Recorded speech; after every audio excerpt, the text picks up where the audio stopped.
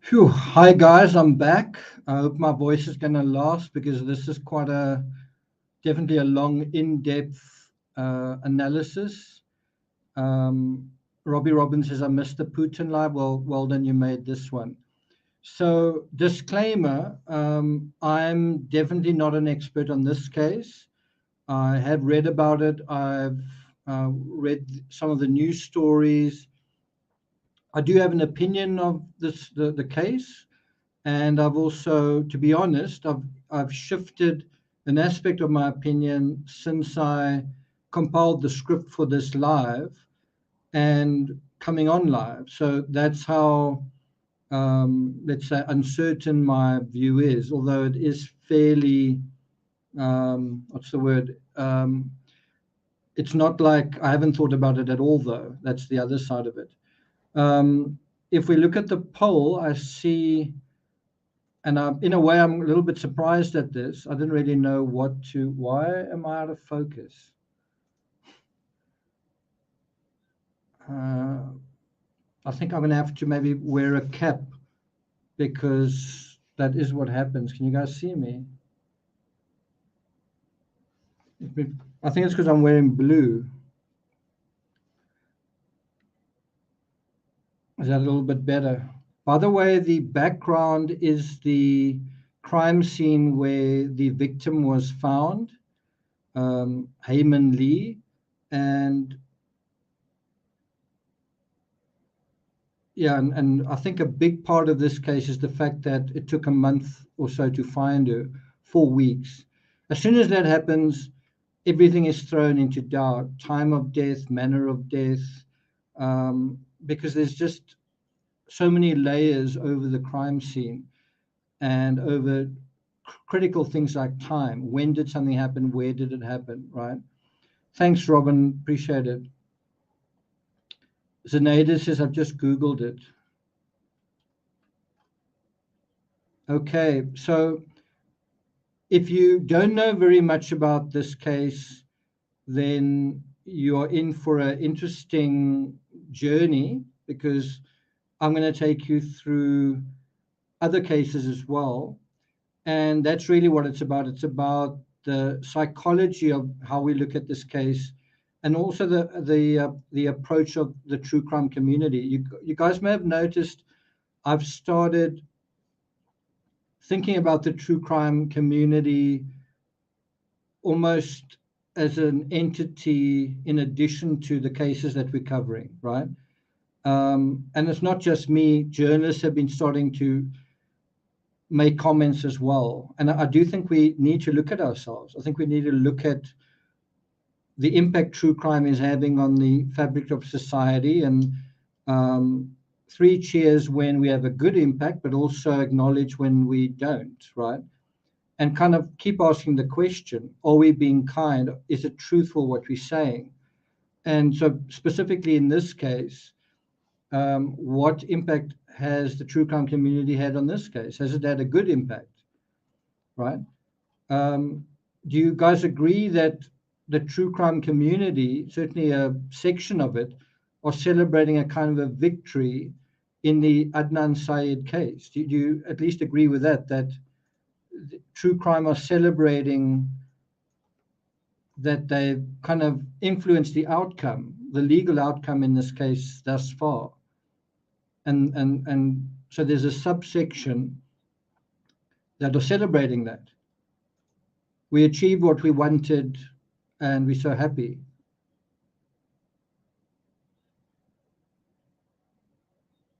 Sierra says, do they have another suspect? I think they have one or two. Yeah. Rawia says, I listened to the serial podcast series about the case. And what did you think? I mean, I never did. I haven't listened to a single episode. What was your opinion, Rawia, after listening to it? Did you listen to the whole series?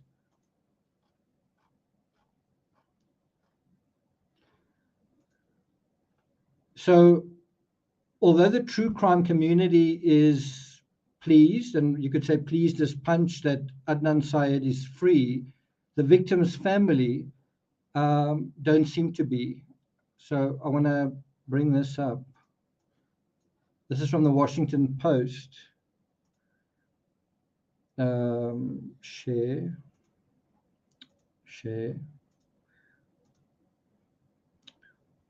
Syed's release has not been universally welcome. Lee's brother, young Lee, said in court that he felt betrayed by what has happened. He said it's felt really tough for his family knowing there's someone out there free who's killed his sister. Now the question is, who does the family think did this? Anyone know the answer? Anyone know how the family feel about Adnan Syed?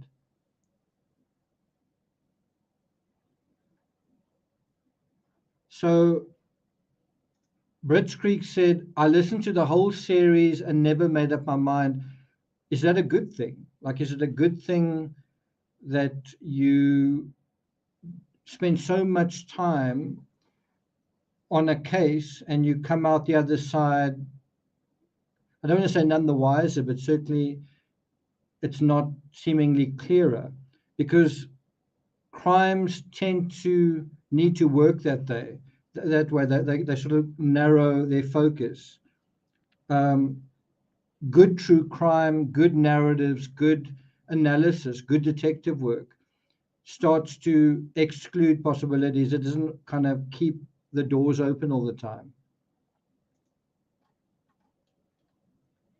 That's if you want to solve the case. Of course, if you don't want to solve the case and you want to have an unending series, then you can keep saying yes, but, or what about this, right?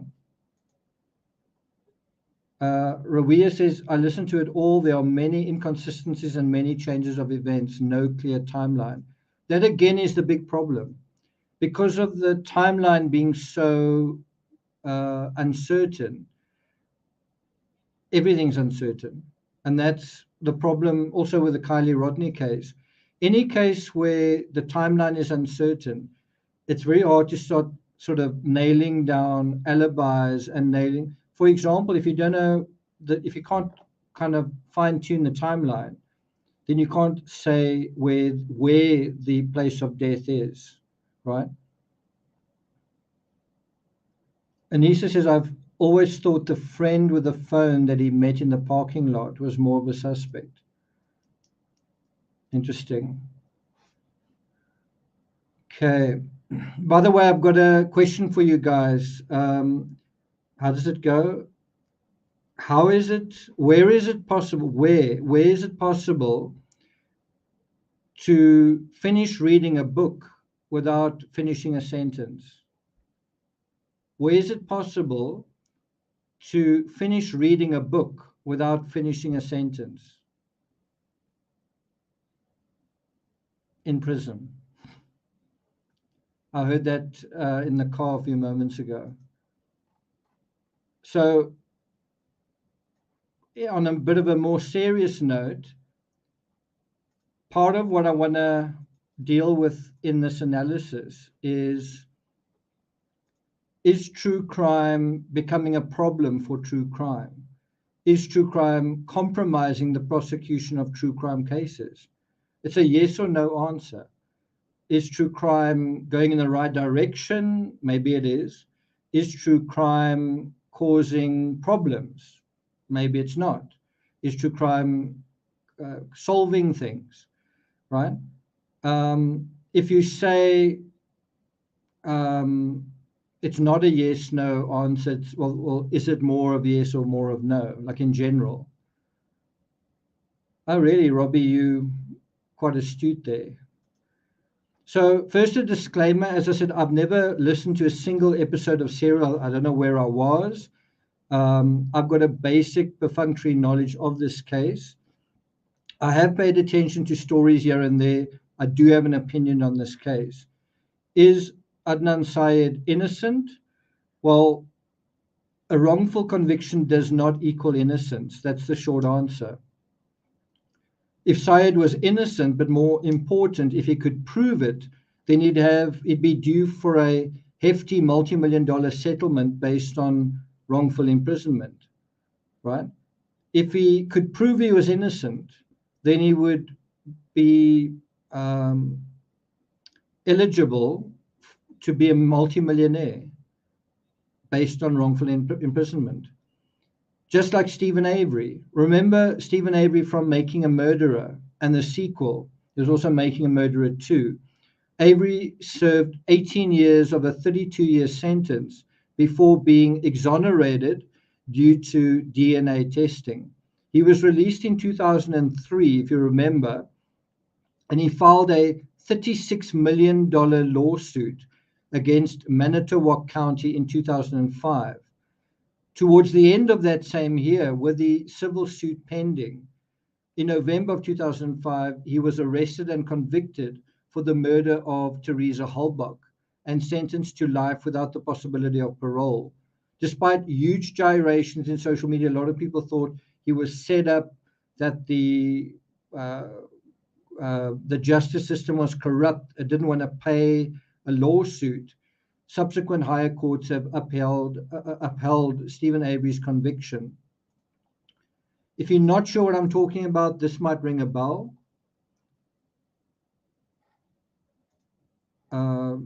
That might help. That might ring a bell. Does that ring a bell?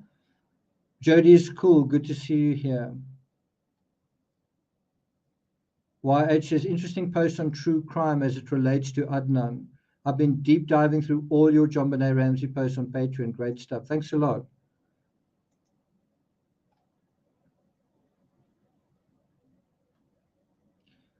Brits Creek says, YouTube true crime is a net drag on solving cases. I think it depends on who you're following. I think it really depends on who you're looking at.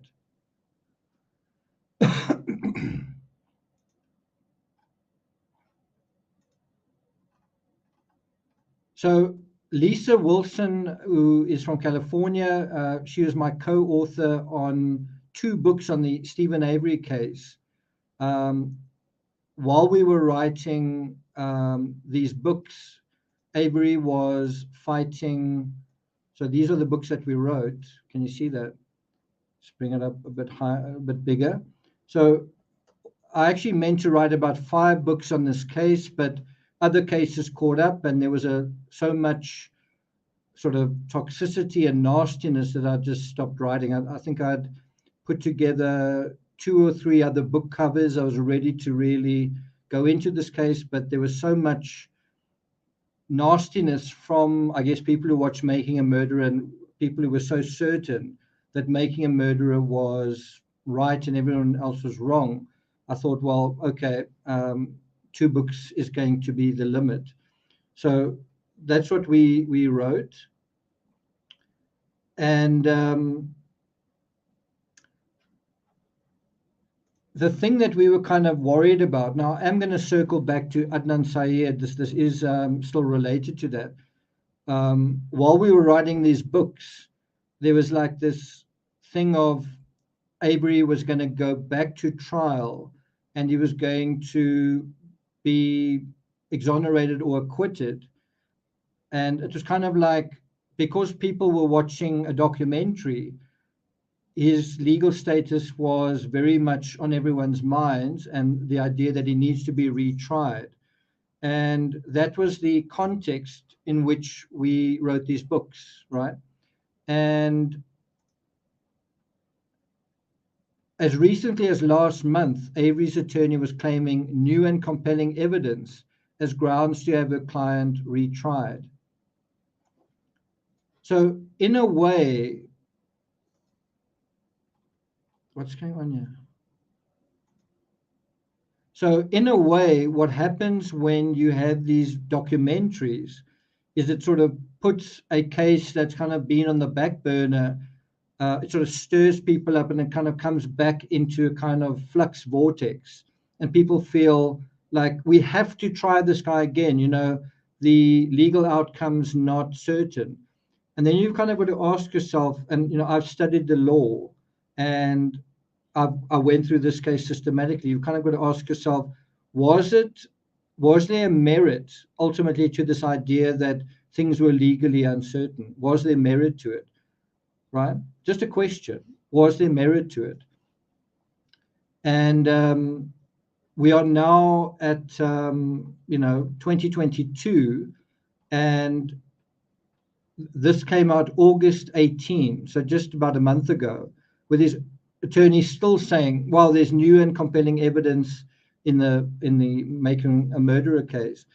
The only problem is that there's no documentary now supporting that. So you're not going to kind of necessarily have the same outcry that you had when these series were coming out. I don't know if there's Making Murderer 3, but if there is, you've got like a activated, agitated audience that are ready to sort of take action on these calls to, appeal or whatever. So Avery's attorney filed a previous motion, I think in July 2021, and then that was rejected. But while writing, and so this is the part that I want to sort of emphasize, and again, think about how this relates to the Adnan Syed case, right? While writing and researching Avery's case, we worried, would these documentaries sympathetic to Avery courting public sympathy, like actively courting public sympathy, and successfully, right? Really, really well. They were really successful at getting people to feel sorry for Avery.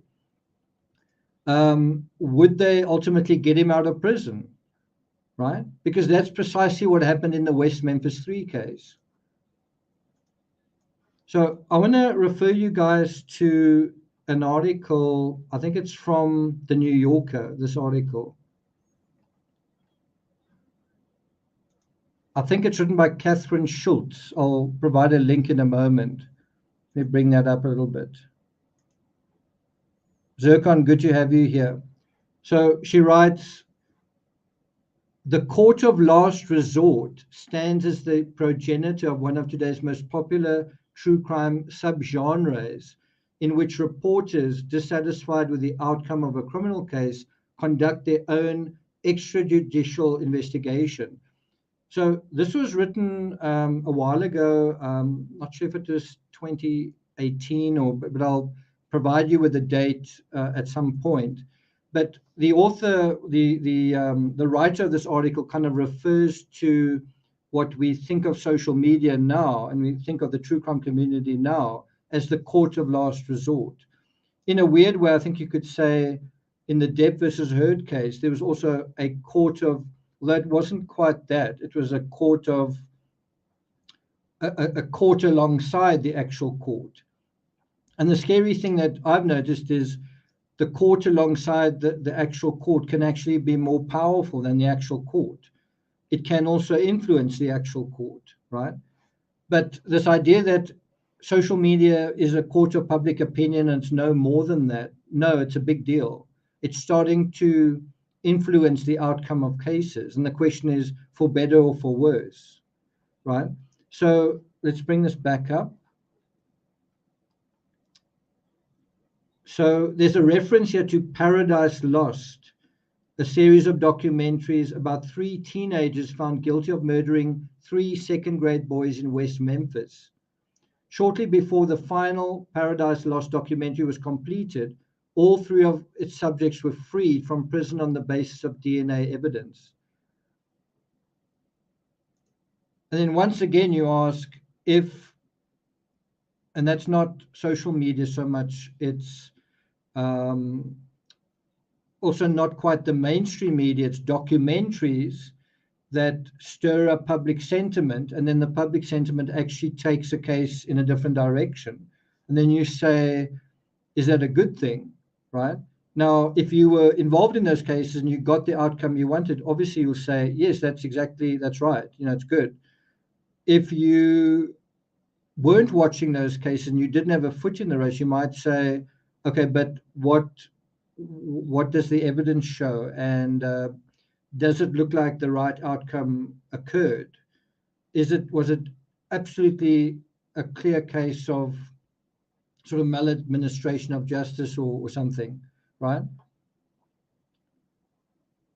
Cotton Star says, all you've got to do is create doubt, make it about the few police mistakes and procedures not followed, and all of a sudden you have an avalanche of an army claiming that the convicted is innocent. That's absolutely true. You just find the doubt things and you just keep blowing, putting fuel in that. You keep fanning the flame of they did this, and can you believe that, right? And you don't really talk too much about what happened to the victim in the case, the actual person who was murdered. You talk about all these missteps, and you get the audience to become increasingly indignant, right? And distrusting of law enforcement, distrusting of justice even, but then trust my documentary, trust my podcast. So it says here in the past 15 months, this canon has grown considerably in both in both content and prestige. And this is a reference to when she talks about this canon, she's talking about true crime courts of last resort, put it that way. And then she says, first came Serial, which revisited the case of Adnan Syed. That was followed by Andrew Jarecki's The Jinx. Did that have an influence on that case? Well, I think a lot of people will say, I mean, I watched The Jinx. I was also going to write a book on The Jinx called Entitlement. And of course, Durst, the verdict there was changed, right? And I think that was definitely a case of, yes, got him, in terms of the documentary managed to nail someone that law enforcement couldn't, actually got him on a live mic to admit something. So there's a great example of that kind of intervention, that kind of interview leading to a big milestone in the whole justice journey to justice. And the weird thing with The Jinx was it was almost like a fluke. It happened right at the end. It wasn't planned, it wasn't contrived, it just sort of happened. It happened like right at the end, but it kind of changed everything. So if you look at Paradise Lost, Making a Murderer, Serial, The Jinx, and what's interesting in this article is she says The Jinx was a 6-part HBO documentary that uncharacteristically for the genre sought to implicate rather than exonerate. So if you think about it, what she's saying is most of these documentaries try to show someone's innocent, right? And the reason that they can exist at all is there's sort of a handshake with the guilty party or with the accused party or with the defendant or the person who's a suspect, the person sitting in jail. The handshake is, we are going to tell a story sympathetic to you, right? And so it's kind of like, if we tell a story from your point of view, will you talk to us? And the answer is always yes, right? You see that over and over again with the Madeleine McCann case, John Benet Ramsey, Amanda Knox, and on and on and on and on. The only way you can get a documentary out with the participation of the person at the center of it is if they can be assured that the documentary is going to be sort of biased.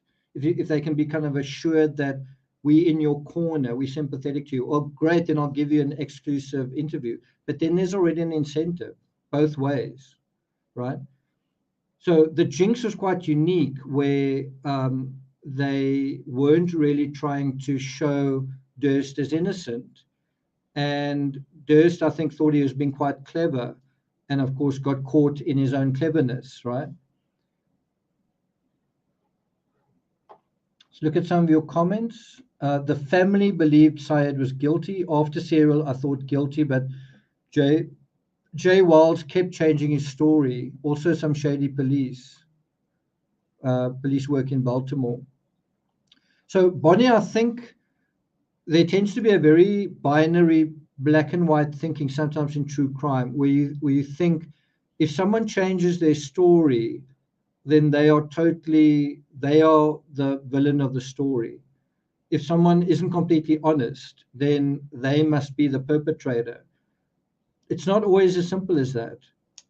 In the Chris Watts case, you had a mistress who wasn't completely honest, but you could argue she was honest enough to get her paramour convicted. But people wanted to insist she had to be guilty of murder just because she hadn't told the truth about something. That's a very not compelling. It's a very sticky thing. People feel, someone isn't honest about a small thing that you should pin the big thing on them as well. Brits Creek says it depends on how the story changes. Durst played the innocent sick old man until the end without success. Sweet Bee says, making a murderer made me think he was guilty, but the young man innocent. Megan says, is it Megan or Megan? I live by where this happened in that Best Buy. Back then, there was not a vestibule for payphones. It was outside. The cops narrowed in on Adnan from the start. Megan or Megan, do you have any idea where the crime took place? So if you said it wasn't the Best Buy parking lot, where do you think it was?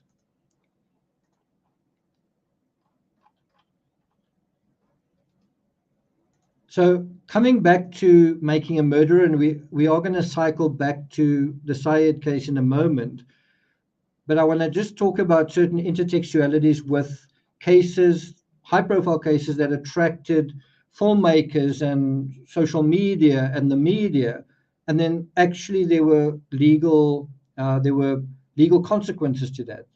It actually led to the sort of uproar, led to things happening. So back to this article from the New Yorker. Despite all this, Making a Murderer has left many viewers entirely convinced that Avery was framed. She refers to the legal practitioners subjected to vicious and in some cases threatening messages. And that's based on kind of folks watching on Netflix. Then it says at the bottom, for those people and for the others close to the original case, Making a Murderer seems less like investigative journalism than like highbrow vigilante justice. This is really so well written in terms of what I'm trying to express. So it's this idea that you're trying to do a good thing. You're trying to pursue truth. You're trying to find out what really happened. You're trying to find your way to justice where there's kind of an uncertain set of circumstances, right? But certain observers, certain journalists, certain people looking from the outside say, wow, is this investigative journalism or is it highbrow vigilante justice? And I must say, I've kind of had that feeling occasionally watching the coverage of the Kylie Rodney case. Is this investigative? Is this proper analysis? Is this systematic, logical thinking? Or is it kind of vigilantes running around? I think you know what I'm talking about. And aren't we seeing that more and more? And then the question arises, now, as I said, I'm not an expert on this case or serial, on the Adnan Syed case. Did we see investigative journalism or did we see vigilante justice? And I think you could argue it both ways. I think on the one hand, you could say the person behind serial was a fantastic and very well educated and very astute and very intelligent journalist, and that the investigative aspect was done really, really well. So you can definitely make that argument. But I think you can also make the argument the end result was that justice or vigilante justice. Was it true justice or not, right? So it's a question. I don't know what the answer is. You guys decide that. Deborah asked, are you an investigative journalist? Well, I was. I did. I worked as a journalist and I did investigative journalism. It was more photojournalism, right? But it wasn't just that. There wasn't only reporting on criminal cases and interviewing sports stars. It was also travel writing and, writing the odd column and all that kind of thing. But I think the better question is, do you consider yourself an investigative journalist? And the answer is yes. And I also really respect investigative reporters and their journeys, right? Such as Brian Enton. I respect that kind of investigative reporting. I think most of us do. Thanks a lot, Stephanie. Thanks. Well, I did put this shirt on. Thanks a lot. Robbie Robbins says, I'm afraid I've got to say good night. Okay, well, take care. See you next time. Okay, so the last thing I want to deal with before we come back to the Syed case, and then we're going to sort of sink our teeth into it and spend quite a lot of time going through the fabric of that case. But before we do, I want to deal briefly with this case.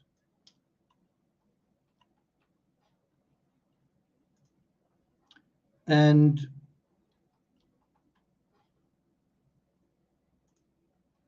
people have sometimes asked me, you've covered a lot of true crime cases. Which case is the most upsetting? Well, this is it. This is definitely the most upsetting case. And by some margin, it's not like it's a difficult one to answer. This one, for me, is definitely the most upsetting. And then I think would put the murder of Meredith Kircher on that same podium. I definitely would put that there as well. So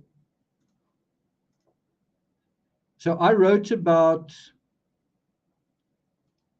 I think before I get onto that, I just want to put a link to this for those of you who are interested. Just such a great article. So the article I've just quoted from is this one from the New Yorker. It's titled Dead Certainty. It was written in 2016, How Making a Murderer Goes Wrong. And it's written by Catherine Schultz, and she's written an excellent book called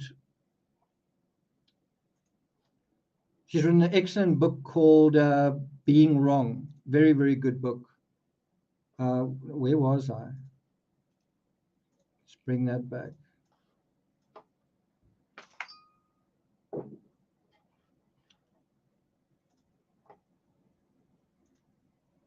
Okay.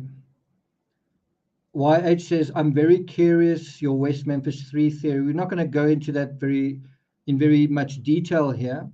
But I did write a book about that case called King of Freaks. And I always meant to do a follow-up. I actually thought I would do a trilogy. The follow-up was, I designed the book title, I designed the book cover, I guess both of them. But I sort of haven't quite gotten around to dealing with it. That is the book I wrote with Lisa Wilson on the West Memphis 3. If you're interested in reading it, let me put a link in chat. It's not the best reviewed of my books, but there you go. And that is often the case when you have these documentaries coming out. Someone comes straight from the documentary and trashes your book, because they disagree. So anyway, it was thanks to 3 documentaries in the Paradise Lost series. Where is that? I keep losing this thing. So it was thanks to 3 documentaries in this Paradise Lost series that,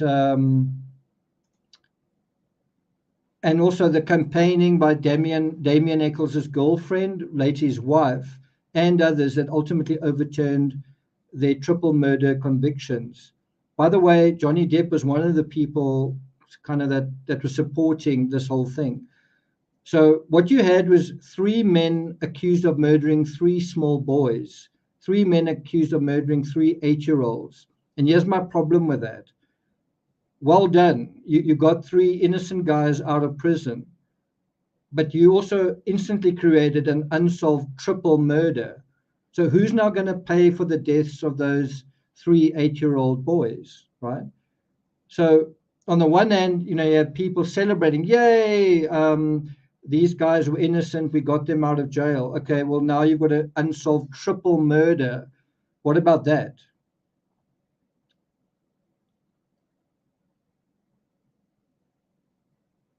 Cotton Star says, how much is the West Memphis 3 books? Well,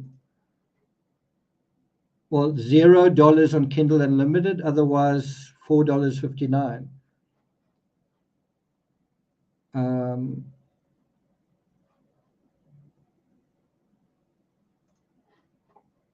So the interesting thing is how you've actually got Damien Eccles from the West Memphis 3 also kind of supporting the case against Adnan Syed. Well, what I mean by that is not supporting the case against him, is supporting Adnan Syed. The case against Adnan Syed is a documentary that is actually apologia. It is sympathetic. So it doesn't sound like it quite makes sense, but the point that I'm trying to make is you've kind of got some of these same characters who go to jail and then they come out of jail because of a documentary, and then they support somebody else in the same situation, right? So there's this. This is Amy Berg, both the director of the case against Adnan Syed and West of Memphis. She's saving lives, right?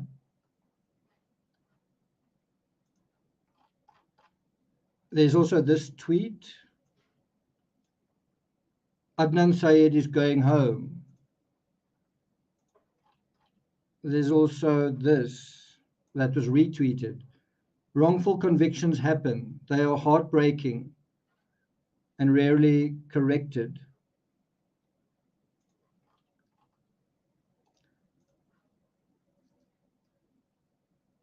So I want to talk about another high-profile case where it's popularly understood that someone was wrongfully convicted, but then you've got to ask a very simple question.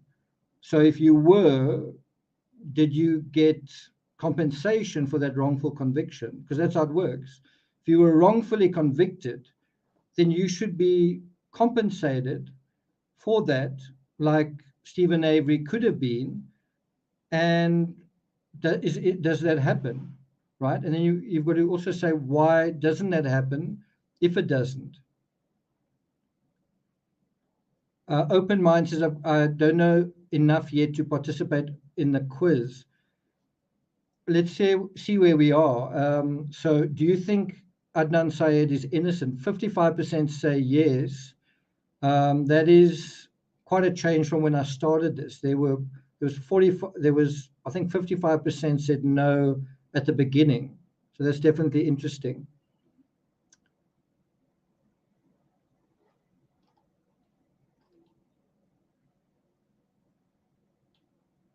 Cotton Star says, I'm willing to buy books for the audience. Wow, that's a gesture. Thanks. So there you've heard it. So there's also Amanda Knox. I've written 6 books about Amanda Knox, and this is one of them. And I want to show you guys that Amanda Knox's rights violated in Murder Probe, according to the European Court of Human Rights, where we heard about that before, right? So I have written a couple of books on the Knox case, right? And yeah, you see Amanda Knox's rights violated. So was she able to get compensation? Do you guys know? Do you know whether she could? Do you know whether Amanda Knox got compensation in the end?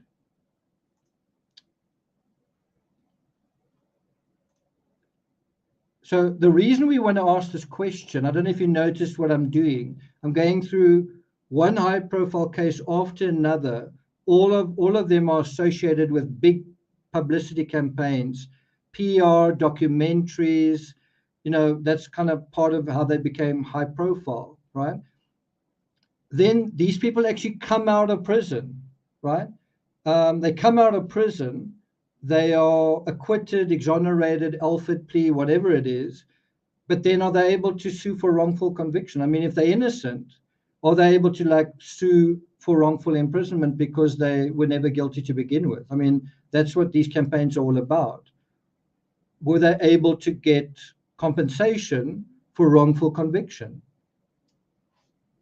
Right? And so you go through all of these different cases and then you say, was there compensation? And maybe it's no. Another one, was there? No, no, no, no. And then you say, well, were the cases then that strong to begin with in favor of their innocence or in favor of their guilt or whatever? But you see where I'm sort of taking this.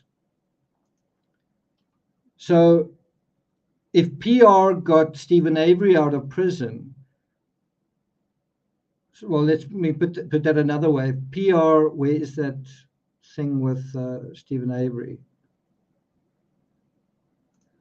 If PR almost got Stephen Avery out of prison, and PR did a better job getting the West Memphis 3 out of prison, albeit 18 years and 78 days later, Amanda Knox seemed to have done the best job with her PR, right? She served 4 years in an Italian prison before the tides of sentiment turned. I'm not saying they turned after 4 years, maybe they turned after less than that, but it took 4 years to get her out. But do you think Knox sued for wrongful conviction?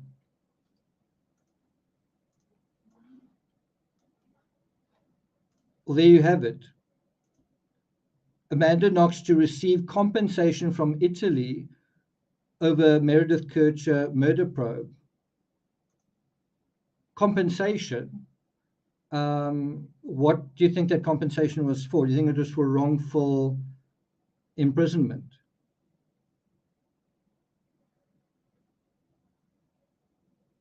Wow. Cotton Star says, I'll buy 20 Knox West Memphis narratives for people that want them.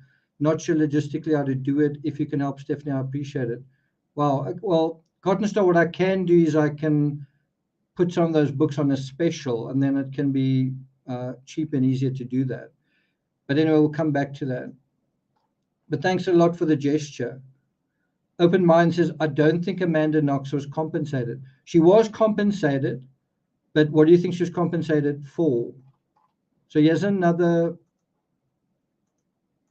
one. Amanda Knox, in tearful return to Italy, roars against wrongful conviction. So she did roar against the wrongful conviction. Like Damien Eccles, Knox also associated herself with Adnan Syed, basically saying he'd been wronged by the justice system just as she had, or put otherwise, she'd been wronged by the justice system just as he had.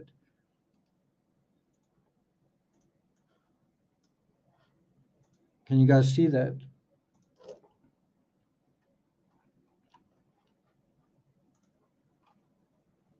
Then there's this one as well. Also from Amanda Knox. And this as well. So if you think about it, there's the true crime community that's sort of like the, like the creators that are at home in a way, and the audience that are sort of also at home. But there's also a more organized true crime community of the true crime actors, if I can put it that way, people at the center of true crime cases that are also sort of collaborating and working with true crime practitioners that sort of make documentaries and podcasts and so on. But I'm talking about in a very organized, professional type production situation. I'm just saying, so you'll have Amanda Knox, Damien Eccles, maybe Adnan Syed, and so on, and they start forming a community of their own. So in other words, you've got the true crime community, and then you've got this kind of alternate community as well, which also creates content for the true crime community, right?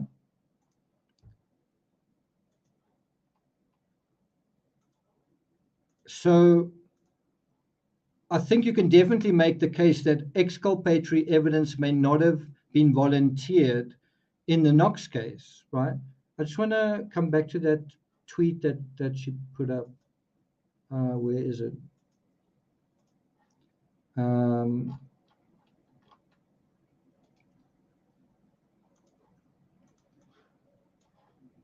So if you look at this tweet that Amanda Knox put up, she says,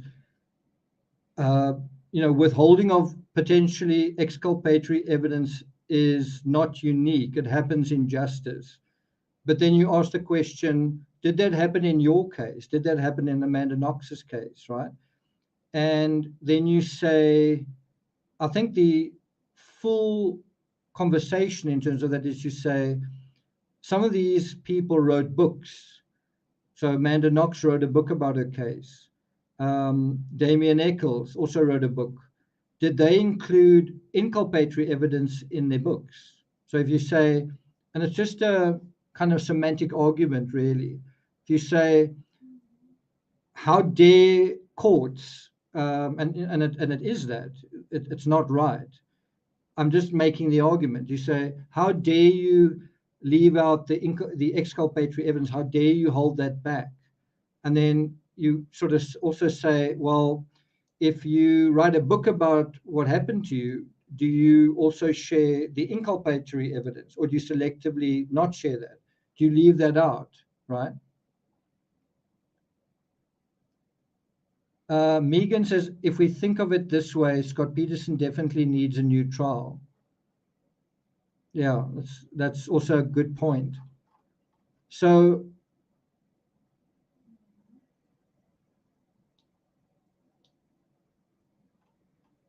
social media works kind of in a weird way, in a similar way. So if you say, let me read what I've written here. If you say lawyers have got to follow protocols, and if they don't, criminals can get off on legal technicalities or loopholes, whether or not they're guilty or not guilty. But the same doesn't apply to those writing Murder Made Me Famous books. There are no penalties in being economical with some of the nastier, trickier details. No convictions for minimizing this evidence or leaving that out. Social media kind of works the same way. You'll have creators that sort of minimize certain things and overemphasize other things. Are they doing so discriminately or indiscriminately? I mean, discriminately in a proper way, like with discernment, with intelligence, or they're doing it in a sort of a silly way. Do you think any of the West Memphis Three were able to sue for wrongful conviction?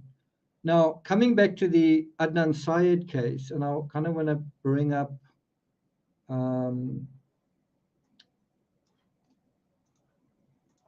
just want to bring that back up and do that.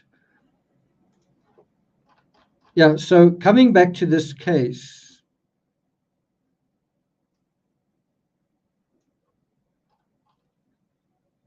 people think I exaggerate when I say I had virtually no interest in true crime other than watching the odd episode here and there of CSI. And then people think like, were you always interested in true crime? You know, you've written all these books about it. And the answer is no, I wasn't. And I think my lack of knowledge of the Adnan Syed case shows that. Also shows up until when I wasn't really in that space, right?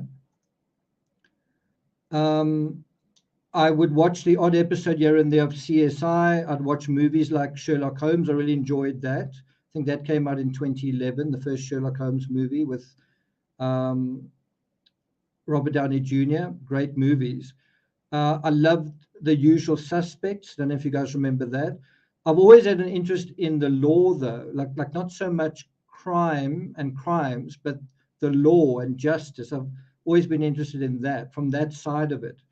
In other words, a sort of professional pursuit of justice rather than what is a pursuit from a different, almost like from the ground up, from the crime scene up. So the LA Law, the TV series that came out in the mid-80s, had a major impact in getting me to study law. Do you guys remember this? Did any of you guys watch LA Law? Any of you guys interested in it? Remember that? Remember it started with like a trunk or a hatch being closed with that number plate on it. Yeah, Suzanne, it definitely is worth watching.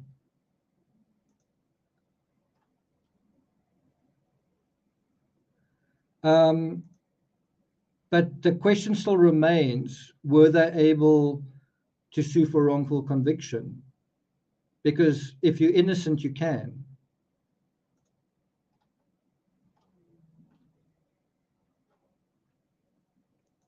So I'm not sure what I was doing when Adnan Syed, when that case went to trial, except I know I didn't pay any attention to it. I think I was in England when it happened. Let me just bring myself back a little bit. I was in England between 97 and 99. Well, it's really a long time ago. I went again in 2013, but I was in England while this case was happening, and kind of a lot of things were pulling my attention and resources and time and everything else. And then I returned to South Africa in 2000 from England, which is when the case started. And then I was finishing up my degree and doing a postgraduate at the same time. So that was taking my attention. But then you can also say, well, what about when Serial came out, which is, I think, 2014? I think the answer to that is, well, then I was focused like 100% on the Oscar Pistorius case. I ended up writing 14 books on the Oscar Pistorius case. So what was I thinking about when Serial came out? Well, ironically enough, true crime. So there's a little bit of insight into my backstory. So as a sort of a way of introducing the story to you, it starts off in basically mid-January 1999. And what you're seeing in this image is the crime scene. It's kind of in that direction, in that sort of direction. And that is where the victim's body, her name's Heyman Lee, was found in Leakin Park in Baltimore. That was mid-January 1999. And what complicated the investigation was that Heyman Lee's body was only found 4 weeks later. So twice the length of time in the Kylie Rodney case.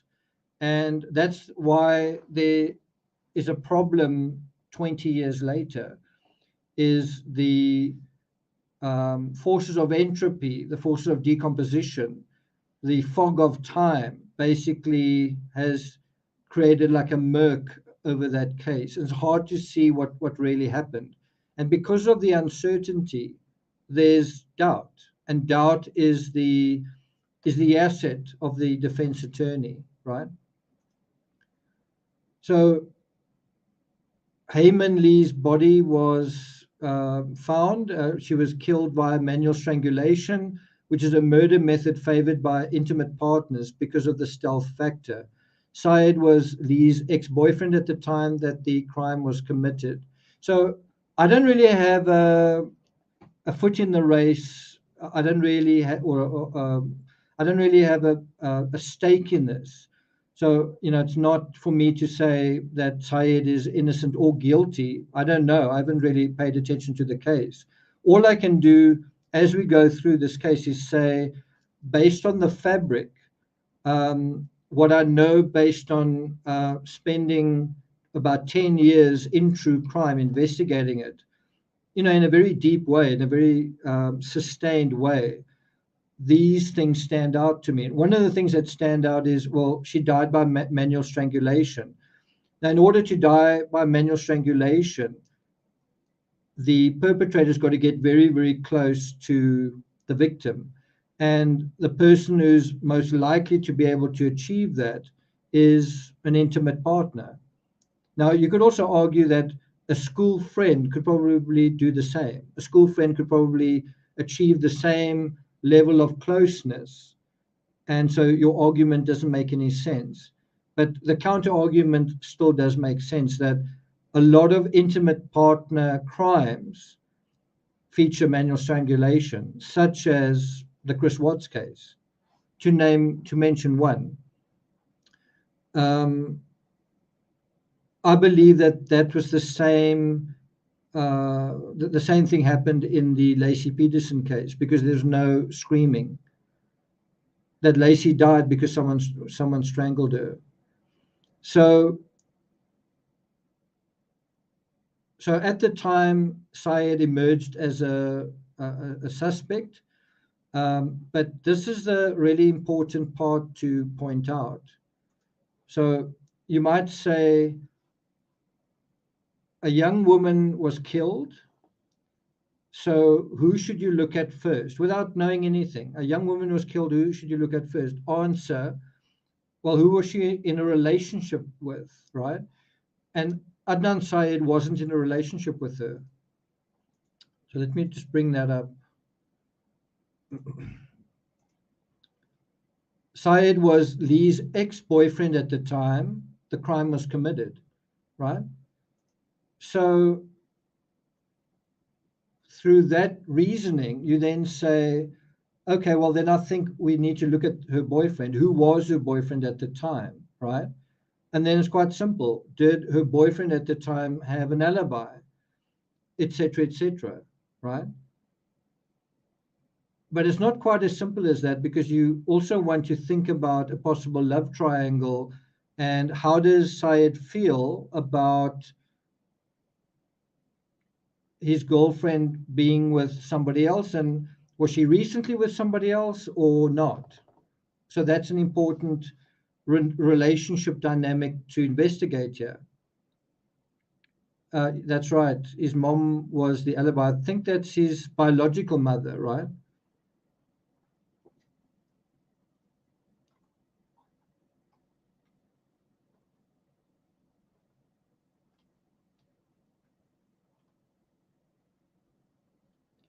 May says, can I ask a question? Of course you can ask a question. Yes, it was winter at the time. It's January in Baltimore. That's in America. Actually says he's innocent. So where are we on that poll? At the moment, 53%. Wow, it's very split, I must say. Very, very split. 53% say yes, he's innocent. 47% say no. So I think it's fair to say overall, everyone here basically doesn't know, because you split down the middle. As a group, you guys are split down the middle, right?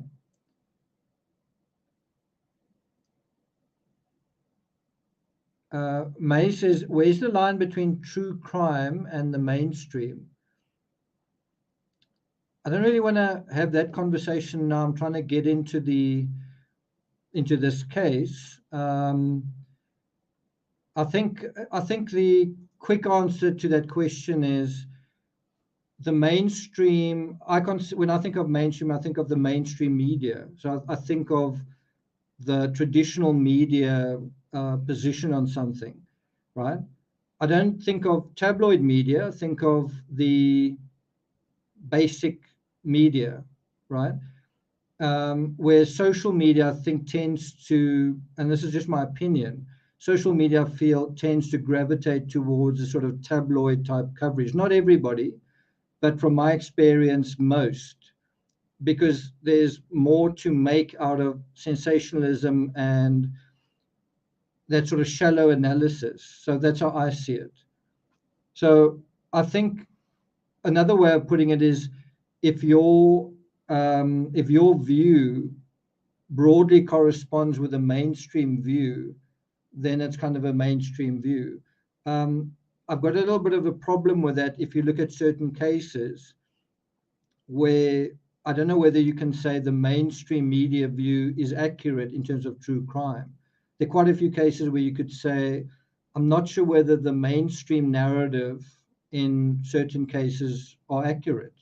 And a couple of cases come to mind, big cases. And so then you can kind of make the argument about, does the mainstream get it right? I don't know if you can say the mainstream always gets it wrong, though. Anyway.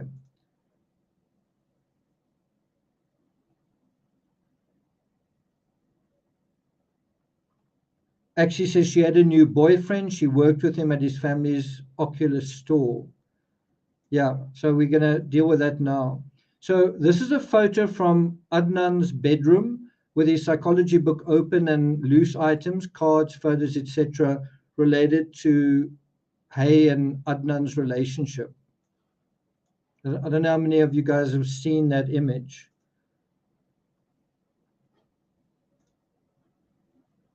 Now, I want to be clear that it's just not going to be possible in one live stream to cover all the intrigues, all the evidence, all the arguments in the Adnan Syed case, right?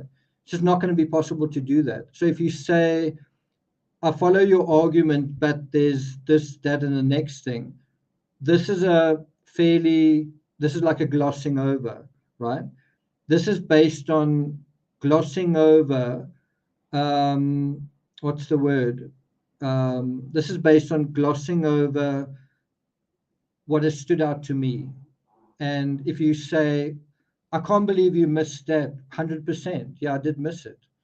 And maybe we can deal with that later on. But what I want to show you in this image is when law enforcement came to Adnan's home, they found this book. And as I understand it, I could be wrong. As I understand it, they found this book open with these images in it. So they sort of, I don't want to say they arrived at his front door on a random day, but basically one day after she'd been missing for 4 weeks, they found, like, they came into his room and they found this book open, and it was a book open with photos of this guy, Adnan Syed, and his girlfriend, now deceased, photos of them at a prom dance in this book with cards saying I love you and all that kind of thing. So am I wrong about that? Was the book actually closed and on the shelf, and they when they took the photo, they opened it up and put it down? Or am I right that just on this one day the police arrived and found on his desk this book open with these photos? So actually says, well, he was very worried about it. But what that also shows is that, or it seems to show, is that he was still thinking about her, and I guess thinking about their relationship, thinking, well, I love you, right?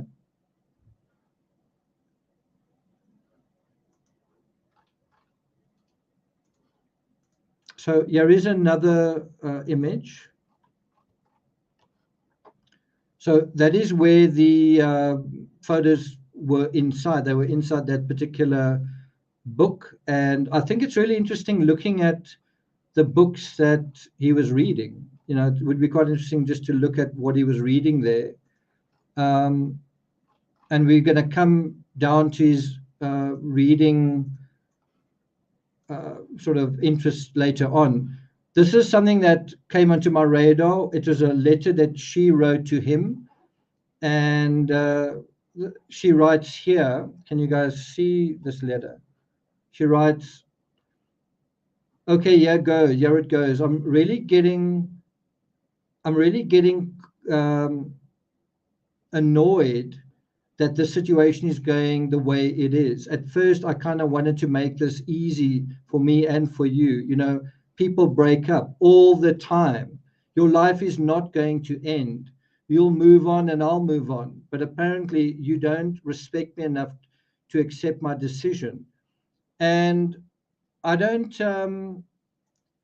I don't have time to go through the rest of the letter, but that to me is enough to say, well, here is a letter written by Heyman Lee, basically showing that she's wanting to leave the relationship and he's not.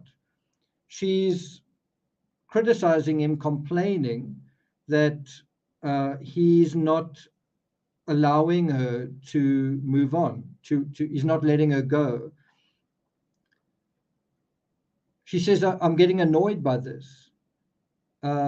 She's asking him to accept her decision. And then there's this.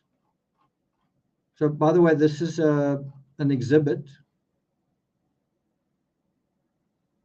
And it sort of ends off saying, you know, I could never hate you. And then there's this one, I'm going to kill. Who wrote that? I mean, that's on a separate piece of paper. Is that the same handwriting as that?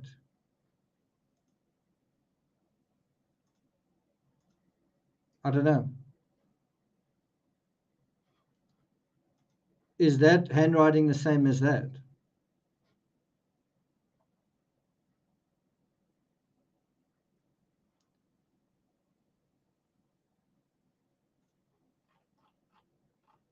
So this is a photo of him at the time.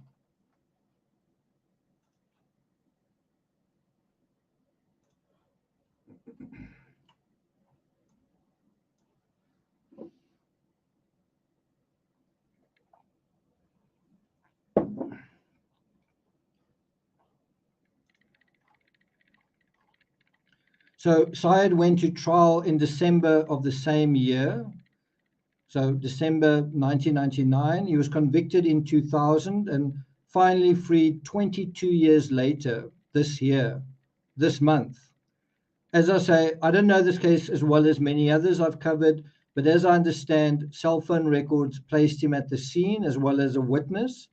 That cell phone evidence has since been disputed, and the witness has sort of been superseded now by other witnesses.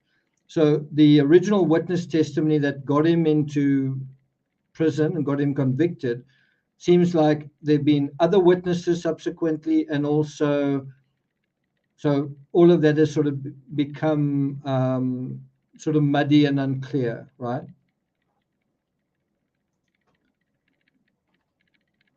So I want to refer to an article in the Baltimore Sun. It's from 2015, which is about a year after Serial started. So what I want to kind of say,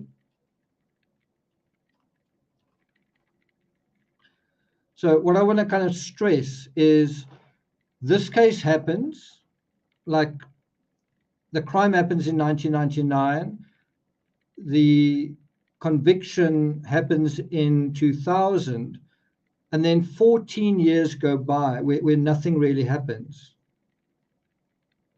And then Serial starts, and then things start happening. New witnesses and this and that and the next thing. And within 8 years, which is actually quite a long time, he's free. And so a question that I asked when I put together this research was, did Serial, is it because of Serial that Syed was free? Can true crime, can not social media, but basically can the true crime community sort of take credit? It's because of Serial that he's free. it's a question that I had, and I was just curious to see what the answer would be. I do feel like that is what true crime is celebrating. So whether it's true or not, I feel like the true crime community are celebrating it as though it's true. The question is it true? Brits Creek says, I think the cell phone evidence was legitimately unreliable. And the serial host tracked down several witnesses. And I also think witnesses tracked down the host. I think you've also got to talk about it in that sense. Anyway, I want to refer to this article. Is it now not going to show me the article? That's not fair. There it is again. Okay. So can you read what it says there? Syed's attorney says cell phone experts affidavit bolsters case for appeal. But look at when that came out. 15 years later. You'd think if there was a problem with the cell phone issue, you would be talking about it in 2001, 2002, 3, 4, 5, 6, 7, 8, 9, 10, 11, 12, 13, 14. Again, I don't know the case well enough. Maybe it was brought up earlier. Maybe. Actually says some very important inconsistencies were dug up. Okay, so according to this article, a cell phone expert who testified for the prosecution said a new disclosure in the case could have changed his testimony. So can you see how I know a lot of you guys who watch serial will say, yeah, we found inconsistencies, but that's what the substance of that is. And so even the guy who testifies says, oh, well, if I didn't know that, I would have said something else. But then you've also got to ask the question, is he watching serial?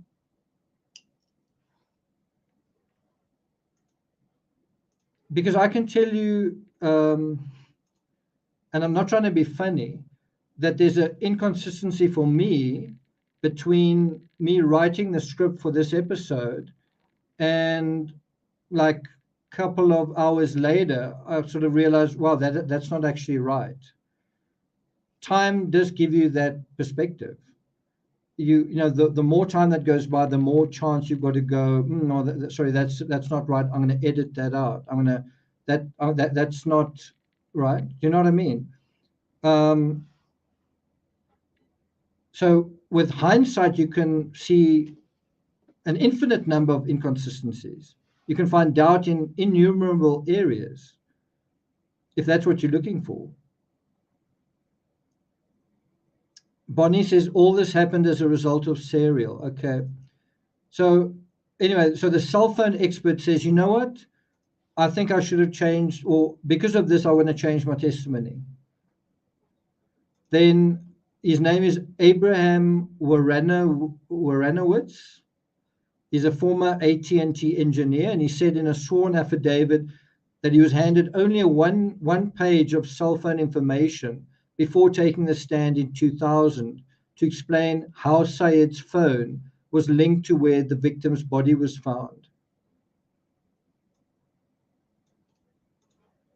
So what I want to draw your attention to, and it doesn't matter what side of what team you're on, if you team Syed or team whatever, doesn't matter. The point I want to bring up is the following. In that article, it says Syed's cell phone was linked to where the victim's body was found. That tends to be huge evidence, typically in true crime.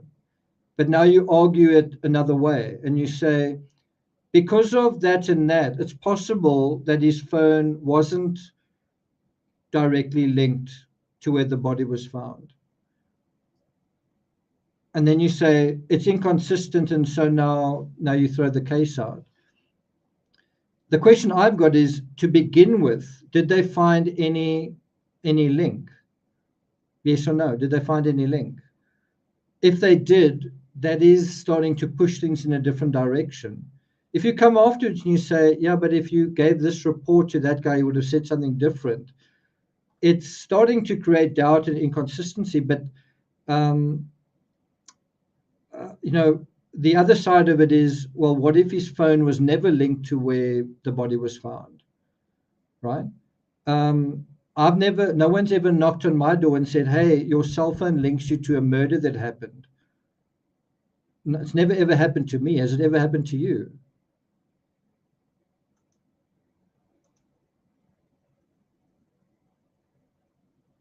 Blitzkrieg says it may have to do with differences in cell phone technology between 1999 and now. Do you think so? Do you think cell phones didn't ping off towers in 1999? And the very interesting thing is Adnan bought a new cell phone the day before this happened. Buying a new cell phone is usually quite a big thing. It definitely is a big thing. In true crime as well, people getting burner phones and turning their phones off tends to be quite a big thing.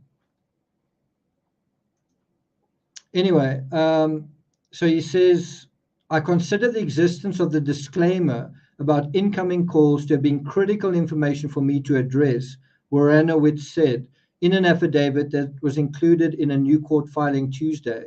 I do not know why this information was not pointed out to me. All I want to say is, if think about this just on a human scale, if you testified in a trial 5 years ago, 10 years ago, 15 years ago, and you said something, and then millions upon millions of people start listening to the evidence of that trial, aren't you going to start being quite concerned? Aren't you going to feel, wow, I could be in trouble for doing something, and more people are paying attention? And aren't you going to be concerned that if enough people say something was wrong, then you're going to feel it was wrong and I want to change my testimony? Do you get what I'm trying to say? In a weird way, this feels to me like the reverse psychology of where you say, well, you know, we don't want to have this case heard in that county because it could contaminate a jury. It could compromise a jury, right? Well, what about something like this where someone starts listening to someone who participated in the trial, someone who's part of the whole thing, listens to Serial and then feels, wow, look how popular this is. Look how many people feel like this is not right. You know what? I don't think it's right either. Well, is that based on common sense? And it could be. Is that based on logic? And it could be. Or is that simply based on kind of a popularity thing where, well, a lot of people feel it's like this, so that must be the truth?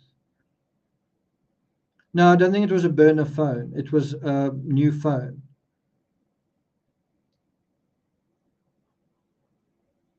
But do you follow what I'm trying to say? Is that how is it different to say, well, we don't want a jury influenced by the media in a high-profile case, but then after a case is heard, you have people who have participated in that case, experts, listening to true crime, whatever, and then being influenced possibly. But now they must come back to court and tell their story. I don't know. I don't see how you can't make that argument both ways. I'm not saying it was a burner phone. I'm saying that he simply changed his phone. I'm not saying it's a burner phone. Thanks, Stephanie. Okay. So C. Justin Brown, Syed's attorney that was in 2015, said the expert's new comments bolster the case for a post-conviction hearing, during which the defense also wants to put forward a new alibi witness for Syed. So just in terms of timing, this new witness decides that he feels differently a year after the Serial thing begins. He didn't come up with this in 2001, 2, 3, 4, 5, 6, 7, 8, 9, 10, 11, 12, 13, 14, but 2015. Stephanie says, how ironic to get a new phone. Yeah. So at the same time that this happens, there's also, they want to put a new alibi witness, right? The words there are new alibi witness, not old alibi witness, not someone who came forward in 2001. I'm just saying in the words of this article, they refer to a new alibi witness. How can you have a new alibi witness 15 years later? That's just how I'm thinking about it, right? And I admit that it's quite a low, it's a superficial assessment of what I'm seeing. That's all. I don't know this case very well.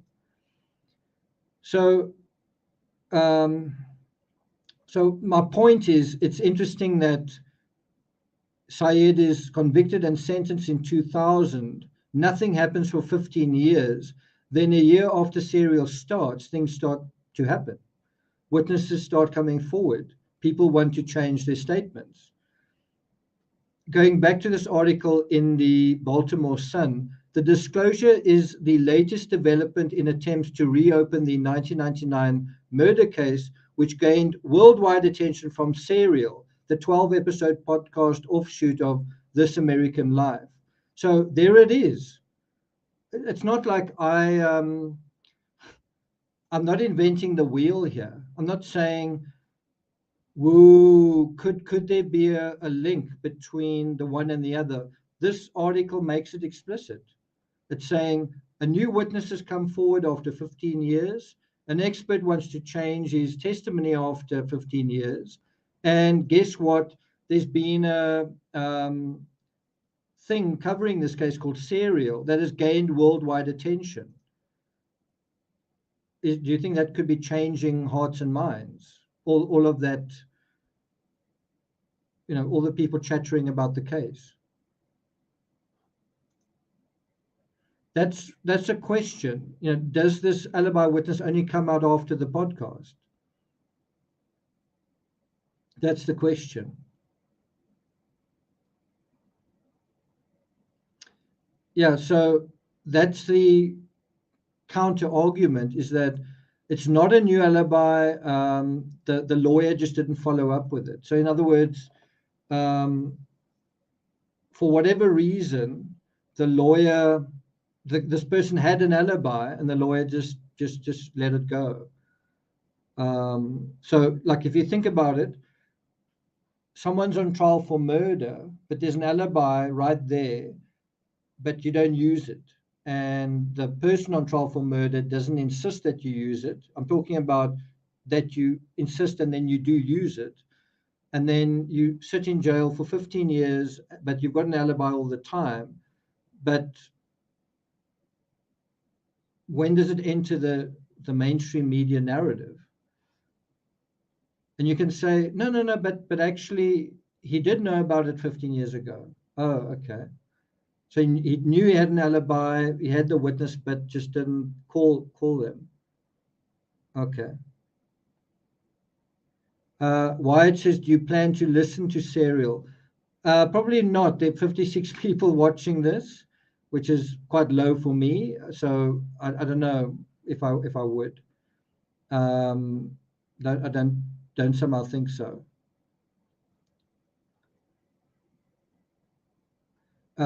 Sana says, I think you need to look at the evidence. The evidence hasn't changed in 24 years. I have. Certainly haven't looked at all of it. So the prosecution's case presented Syed as a scorned lover. It's kind of like the prosecution's case in the Caitlin Armstrong case, which we're dealing with right now. They claim that he strangled Lee in the parking lot of the Best Buy off Security Boulevard. And then I found this, which I thought was quite interesting.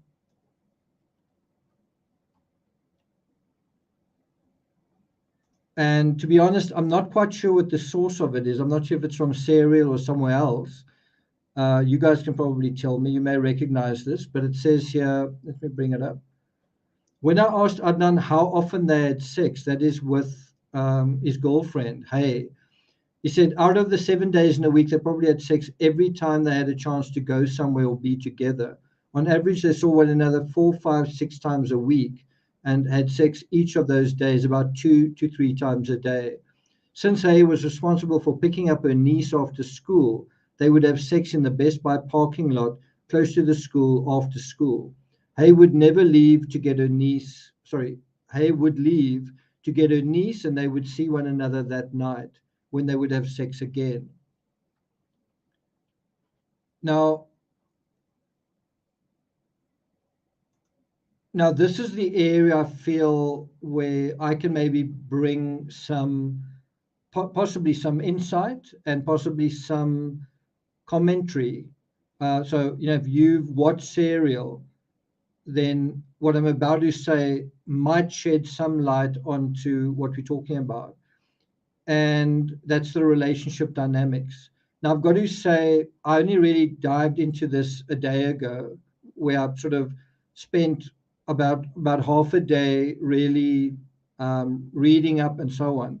That's nowhere near enough time, right? It's nowhere near enough time. But I nevertheless, I think, found enough information to put together a hypothesis, and you can decide that's very shallow, incomplete, and it's really useless. And it's rubbish. It's actually nonsense. You should really not cover this case. Or you might say, well, I actually listened to the entire serial, and I never really thought about it that way. Or we did think about that, but that's been debunked, or something, but you don't know about that. So let's see where this takes us.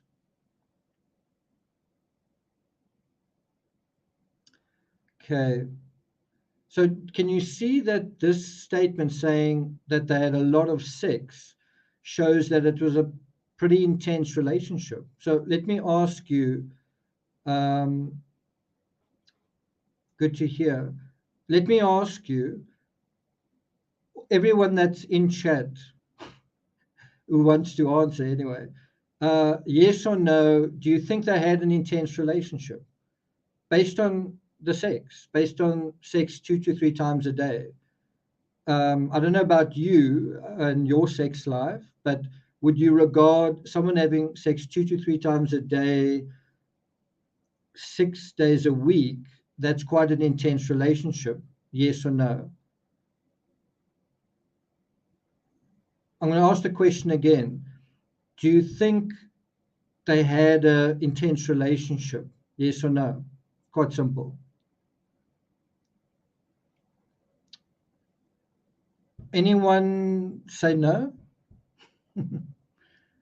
Ricardo says double yes. James Houghton, good to see you here. Helena says yes. Anyone say no, it wasn't really a very intense relationship, or just sex? That's all it was. I don't know what you remember when you were a teenager. It's quite a big deal when you're a teenager. The serial interviewer said that their story was like Romeo and Juliet because it was a secret. The secrecy made it even more intense. The whole on-off thing towards the end made it even more intense. So Beverly Lawyer says no. So we've got one person saying no, it wasn't an intense relationship. But most of you say it was, right? And I agree. I think it's quite clear that it was an intense relationship. And her letter to him saying, I'm quite annoyed that you're not letting me go. Well, why would someone not want to let someone else go? Well, maybe the sexual aspect is part of why the relationship's so enjoyable, and why you want to keep doing it, keep having it, keep the relationship going. You want that part to continue. And isn't it often, I don't know if this is sexist to say this, but isn't it often in these types of relationships that the male person might say, I don't want to break up, or something like that, where it's a particularly sexual relationship? I don't know if that's um, I don't know if that's a shallow way of also thinking about it. I think you could say possibly, yeah. So Rawia says, I assume that secrecy made it exciting. Also, Hayes' journal indicates intense emotions, in my opinion. So that's really what's important. Not so Beverly Lawyer who says, no, I don't think it's very intense. It's not really doesn't really matter what you think or what I think or what anyone here thinks. It matters what Hay thought and what Adnan thought. Did they think it was an intense relationship? Did they say it was an intense relationship?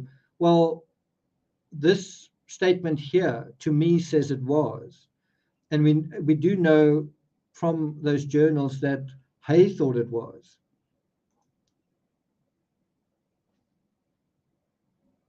Stephanie says it may not have been an issue until she started dating someone else. Heavenly Cloud says whether it is a sexual relationship or none, either way it can be intense. Yeah, totally. It doesn't have to be sexual, but the sexual aspect I think definitely can make it more intense. And I think the other thing is, if you think about it like this, I'm not in a sexual relationship. My companion has met someone else and she's not in a sexual relationship with that person. How do you feel about that? Whatever. Compared to, I'm in a sexual relationship with this person, sex, sex, sex, often as possible, 3 times a day, on and on and on. Oh, but sorry, now I'm in a relationship with that person. I'm going to have sex with that person. Then it feels a little bit different, doesn't it? And think about Chris Watts, Shanann Watts, and Nicole Kessinger. Chris Watts was having so much sex with Nicole Kessinger that he didn't want to have sex at all with his wife, and she felt it. Right? It was quite a sudden change, like gone. What's going on with this guy? I'm virtually throwing myself at him. He's not interested. What's going on? So it's just a very simple thing. And I don't mean to be funny, but the producer of I suppose it is going to sound patronizing, but the producer of Serial's a woman, and the perpetrator in this case, I would guess, is a man. Manual strangulation, I would guess it's a man. Um, can you can you truly put yourselves in the shoes of a young male perpetrator if you're a woman? But not just the shoes, the psychological shoes being the sexual intensity. Not so much the sexual intensity she feels, but that he feels and that he's got to let go of as an 18-year-old. And if you say it's not Adnan, it's a classmate, well, the same applies. I'm just saying, can you get into the mindset of a 18-year-old teenager or maybe a 20, 21-year-old? Have you? So again, I don't know much about the evidence trail, so I did bring this up. Anybody know what this is in relation to? Anyone know this case that well? So if you accept there was a lot of sex and then suddenly there wasn't, then you can see how this could be a crime of passion. Do you guys agree with that? Yeah, jealousy is intense too. And jealousy is something we've just dealt with in the Caitlin Armstrong case. Like, was there jealousy? So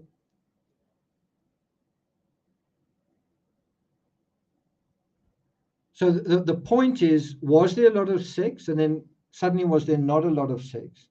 And immediately in my mind, I was thinking, I want to know when their relationship ended, and I want to know when the crime happened, the day of the murder. I just want to know how close the end of their relationship is, and I want to know when the crime happened. Just that. That's going to help me follow my sort of reasoning. It's either going to take me this way or it's going to take me that way, right? So, yeah, that's right, Stephanie. This is where Don, the next guy on the scene, where Don and Hay met. They worked at his family's business. Thanks, Blitzkrieg. She says that's plausible. Heavenly Cloud says, this is the first time I've ever heard of this case. It is quite interesting. Definitely is quite interesting. Bonnie says, sex before marriage was forbidden by both families and culture. That's another really important aspect, is she's Korean, and I lived in South Korea for 4 or 5 years. I must say, while I was researching this case, I thought, I guess I could actually write a book about this case because I know a certain amount about certain things that could be quite interesting. But anyway, one of them is I lived in South Korea for 4 or 5 years, and they are very, very strict with their daughters. They can be quite a conservative society, and then he was, I think he's Pakistani, and then the question is, was his family also quite conservative? How would they feel about that same thing?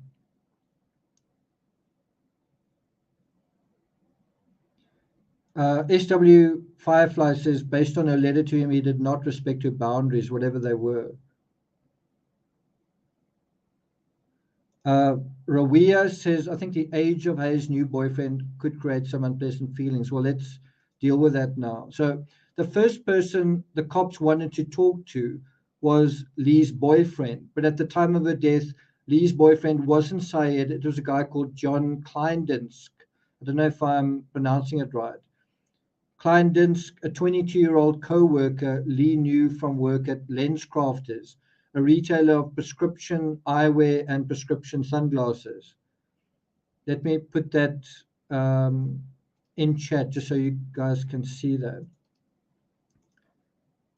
So now another thing to think about is the male ego.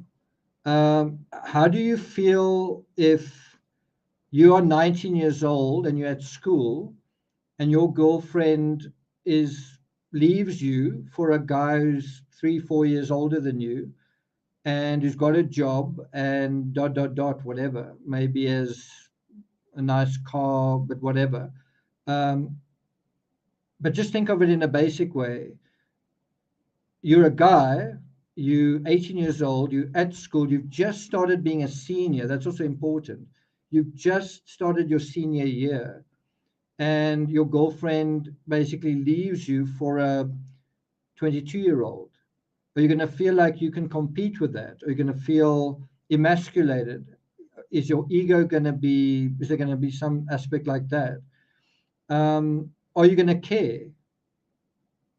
Are you going to feel jealous or inferior? And then again, you say, this is quite an intense relationship, right? Before, it's an intense relationship, and now it's not. You could also say, well, if Hay is the kind of girl you have an intense relationship with, well, couldn't she have had an intense relationship with the next guy as well?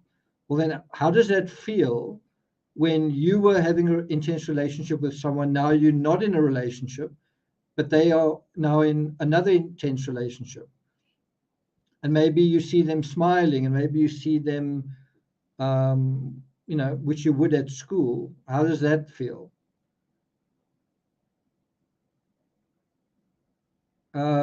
Zircon says, what was Don's nationality? I'm not sure. He's a white guy. More than that, I don't really know. I don't know more specifically than that. Again, without knowing much, you can see how the likeliest prime suspect is either Kleindinsk, who could have gotten angry over a cheating girlfriend. And the reason I say that is there was so Hay left Adnan for Don, but then she left Don for Adnan, and there was a sort of on-off thing going on. So you could actually argue if Adnan was angry that Hay was cheating on him, well, Don could feel exactly the same way, right? You can have that sort of circular argument. But then I think you must also, if you're going to have that argument, I think you can also have the argument and say, who would be more peed off? Who would be more kind of emotional? An 18-year-old cheated on or a 22-year-old cheated on? An 18-year-old in his senior year where a girl from his school cheats on him with someone not there, or the reverse of that.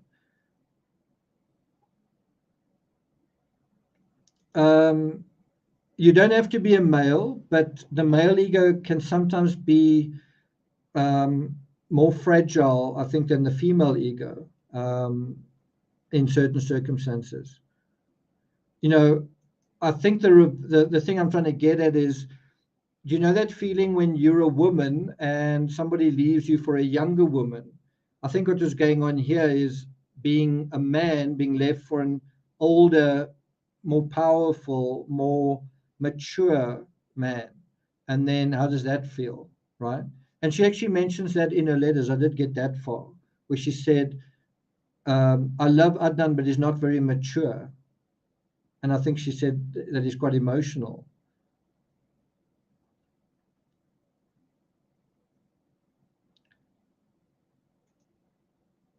So if Syed was having a lot of good sex with Lee only to lose access and thus lose control of her, and you may say, well, that's really quite a crass way of thinking about it. Access and control. That's exactly what Chris Watts was terrified was going to happen with his mistress, that he was going to lose access to her, that he was going to lose control of the situation. Chris Watts was terrified that this good thing that he had going was going to end, that the show was going to be over, that he was going to have to get off the roller coaster, right? Chris Watts committed triple murder in order to preserve his access to sort of pleasure land, right?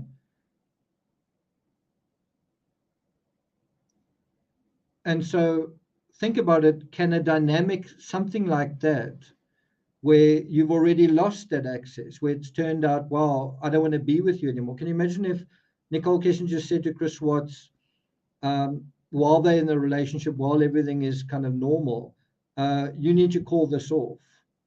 I think he would have accepted it. But he has an 18-year-old, well, that's the same question. Would this 18-year-old have accepted it? Did this 18-year-old accept it, right? But the point is, in the Chris Watts case, a major reason for the madness there was that Watts's brain was addled by his mistress, addled by sex, and a big, and I think underestimated reason for what drove that insanity was a man inexperienced with women who now couldn't get enough of a good thing.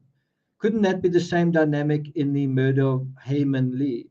And you are perfectly entitled to say, no, it's totally different here. You are new to this case. No, it's totally different. It's a question. I'm saying, could it be the same mechanism? That intense relationship that you want to go on. You can't bear the thought of it ending.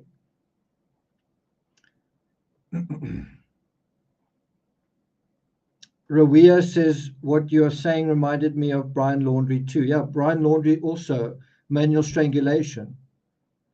I want this to continue. I can't bear the thought of it ending.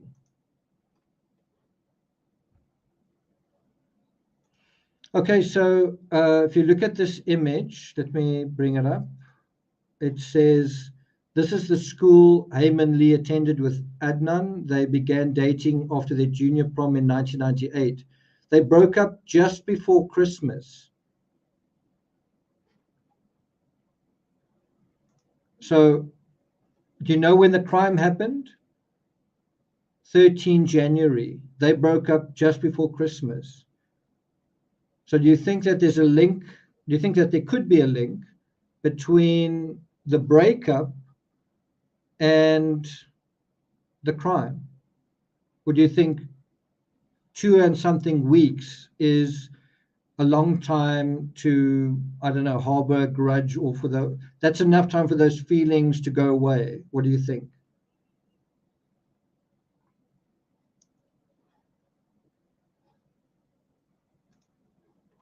So I'm sure there may be other possible suspects, other lines of evidence and inquiry, but let's examine timing and context. Now I'm going to go to this particular article. It's from refinery29.com. I think this is an excellent article. I mean, I found it very useful. I'll put a link to that in the chat. Stephanie says that's often a pattern in true crime. So now we're going to really just look at that dimension, timing and context. So this is the timeline. August 1995, Lee and Syed meet. So they meet in August 1995, and she dies 4 years later, 3.5 years later. Let's just see. Yeah, it's about 3.5 years later, because it's early 1999. They meet on the first day of 9th grade in biology class at Woodlawn High School. There you can see Woodlawn High School. They meet on the first day of their biology class, and they're part of the school's magnet program. And then Syed actually describes his first meeting in a letter to Serial in 2013. Right? So should we go through that? That's a letter to Serial. We met on the first day of the 9th grade. We sat next to each other. She was Korean and I was Pakistani. Things were cool. And then he describes what was going on. He says, I must have cheated with a cheat sheet or something in terms of the quiz. But he remembers this first incident on the first day, like with crystal clear detail. He remembers exactly who he is with, and he describes himself as, he says, I'm the dumb jock at the table. That's kind of how he describes himself. But he managed to win a quiz, and it apparently impressed. It impressed Hai Min-jun. Then it says, I don't want to go through all of this, but it basically just talks about the beginning of their relationship. He says we became casual friends. We would do teenager stuff. And so on and so on. So I'm sure that the maker of Serial wants you to go to her page to read that sort of thing, and you guys should do that. I'm not going to kind of go through all of that, but what I will say is it's interesting to me that Syed doesn't give a date when the relationship ended. So he sort of says the exact time the relationship started. He's clear about that. So, in terms of giving the backstory of their relationship, is very clear when it started, but he's not very clear when it ended. It's kind of the reverse of Watson Nicole Kissinger. It's not that clear when it started. Sort of we were work colleagues, and maybe it was this or that month. Here is very clear when it starts. It's not very clear when it ends, right? So think about the detail in we met on the first day of the 9th grade, not we met in the ninth grade, or we met in August in 1999, or we met in 1995, right? Thanks a lot, Ricardo. Thanks a lot for that. Is this the first super chat? Anyway, thanks a lot for that.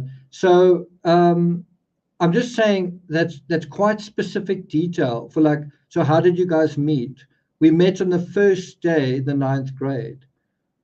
That feels like that was a a memory that he cherished, doesn't it? It feels like there was a moment, like there are a few people in my life where I can remember the very first time I saw them. And I'm thinking about someone right now, and it's also sort of a romantic thing, right? That tends to be when there's an intense relationship around that. Does that make sense? So it's also interesting that he asks her to go out with him, and then she ends the relationship. So those are very kind of typical questions to ask. Who's driving the relationship? Who wants to be in the relationship and who doesn't, right? So if you said he broke up with her and she asked him out, that would already shift that little needle away. But the fact is, he approaches her and she breaks up with him. Those are facts dealing with the dynamics. What confuses those facts a little bit is that they get back together. They sort of have an on-off relationship right at the end. Again, you've got to ask, what does that do to the intensity of the relationship? What does that do to feelings of control? What does that do to feelings of ego and also kind of insecurity? So at the end, which, as I say, doesn't say exactly when it ends, but the relationship is now in an uncertain on-off phase. The very nature of on-off relationships is that they're uncertain. You can ask Caitlin Armstrong about that.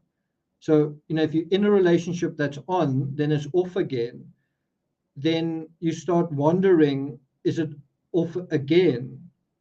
You sort of wonder where you stand with the person. If it's on, off, you wonder, well, where are we now? And it just creates uncertainty, which is not nice. That kind of uncertainty also creates a kind of intensity, a not nice kind of intensity. If the sexual intensity is nice, the on-off intensity is not nice. And that's making it really very simple, in terms of that argument. Yeah, it intensifies them in not a good way. Okay, so here's another picture of them at that time.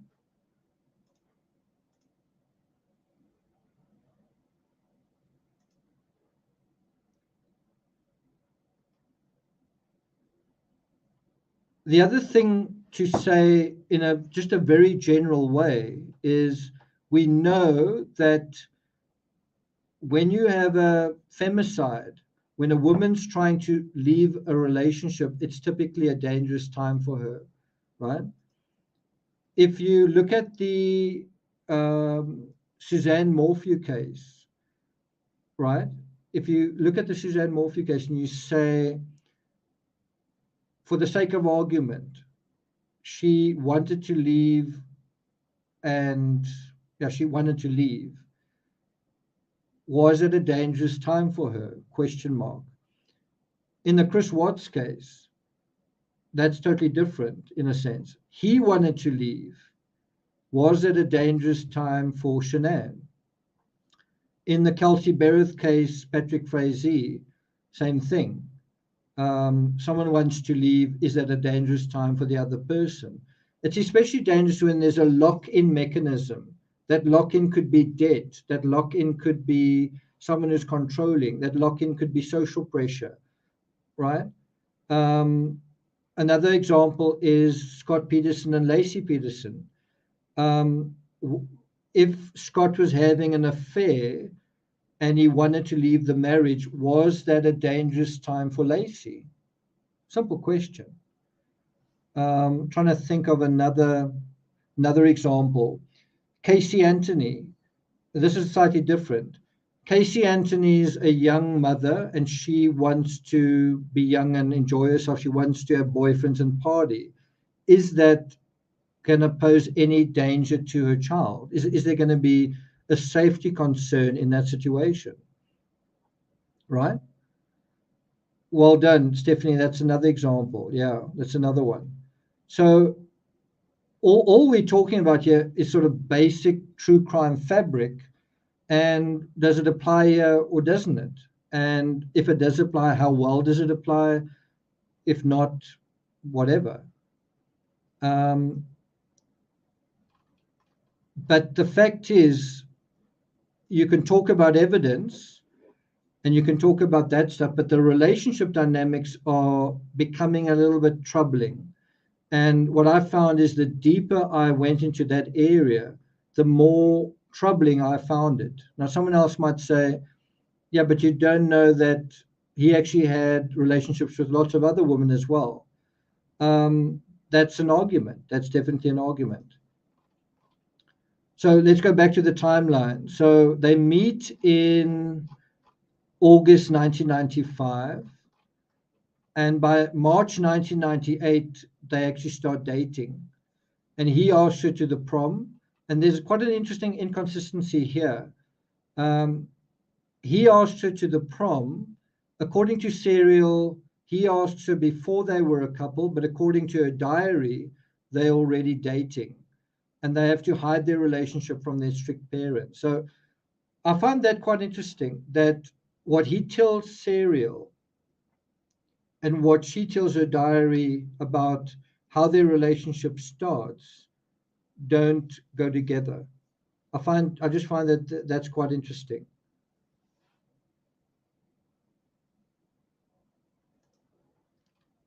The hiding of the relationship also leads to tension, uncertainty, and frustration, and perhaps also anger. Did 22-year-old Klein Dinsk have to hide his relationship? Let me say that again. So this is just another dimension. So you've got two 18-year-olds that they've got to hide their relationship, but did 22-year-old Klein Dinsk have to hide his relationship? What do you guys think? Do you think that he had to hide his relationship? And if he didn't, what do you think that was like? Do you think it was quite nice that you can kind of walk around and or be with someone and then some of that pressure's off you? Have you ever been in a relationship that you had to hide away? It's not really very nice. It comes with added pressure and frustration and quibbles and issues.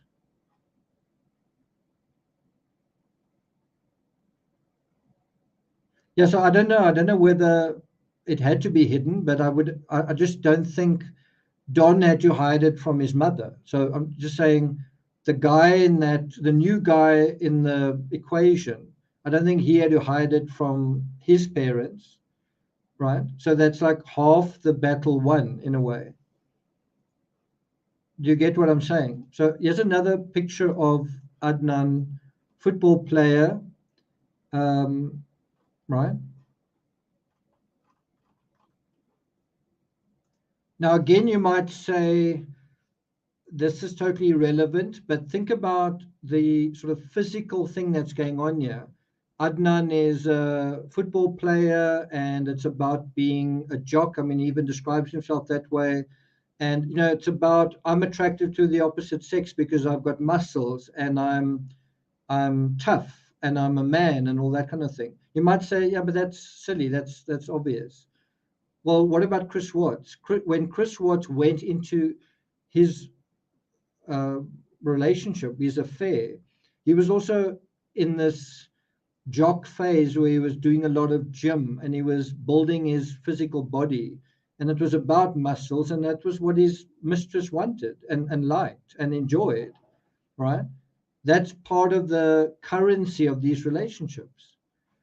And now, in the middle of being a jock, someone else comes along and you've lost your not your mojo, but you've despite being this muscle, this football jock, well, that's not enough.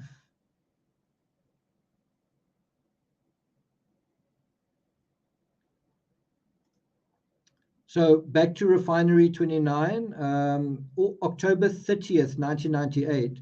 While Syed and Dee are at a homecoming, his parents arrive and make a huge scene. They don't approve of their son attending mixed gender dances.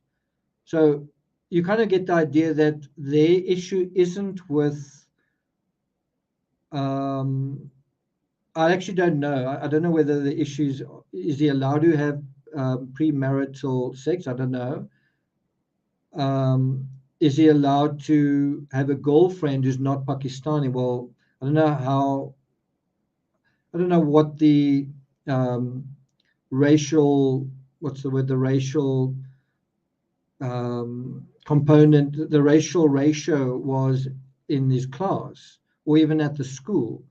But I mean, I was in a workplace scenario where there was a Jewish girl that I thought was really attractive, and someone said, "Yeah, but Jewish girls don't date non-Jewish guys," and I was like, "That's frustrating." So to have that kind of control imposed over you does create kind of intensity, right? And so now it comes to a head where they were in a relationship up until October, and then his parents interfere. How do you think that felt like for her? It was like a bummer, um, you know.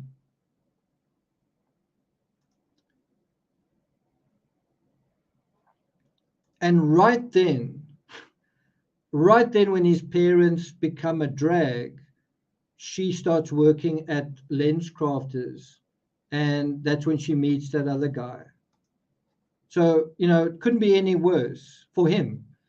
You know, his parents make a scene, and then right then she starts a job somewhere else, and suddenly life's a lot easier with a dude who's more mature. His mother's there, and she's smiling, and it's easier. So that's the other juxtaposition, is the juxtaposition of when she kind of starts leaving him and kind of what happens. It's his parents that sort of interfere. Then on November 1st, Lee breaks up with Syed. So like a day later, the day after this dance, she breaks up with him. She breaks up with him, and in her note to him, he doesn't seem to take it very well. And I've got to say that is a huge red flag. I don't say that really that often or lightly, but just those words, that he didn't take it very well being broken up with, red flag. Because that is really the question you're asking all along, is that if she left him, did it really bother him? If she left him, was he emotional about it? Was he angry about it? Did he show any sign of being, and the answer should be that he wasn't very happy. Who would be? But then it goes a bit further than that. If he was unhappy, how unhappy was he? May says, I'm so confused. Why are you confused? Blitzkrieg says, I appreciate that you reserve your red flags for actual red flags. Yeah. And so now you want to really ask the question, is this red flag are we going to see this red flag again? In other words, it feels like a big red flag. Are we going to see it again? If he didn't take this well here, is there a sign later on in the story where he doesn't seem to take it well again? Or is this just one red flag in a vast wilderness of like grass? There's no other red flags, right? What do you think we're going to see going further into the narrative? So not only does he not take it well, but she actually calls him out for being hostile and cold. That is kind of also a red flag.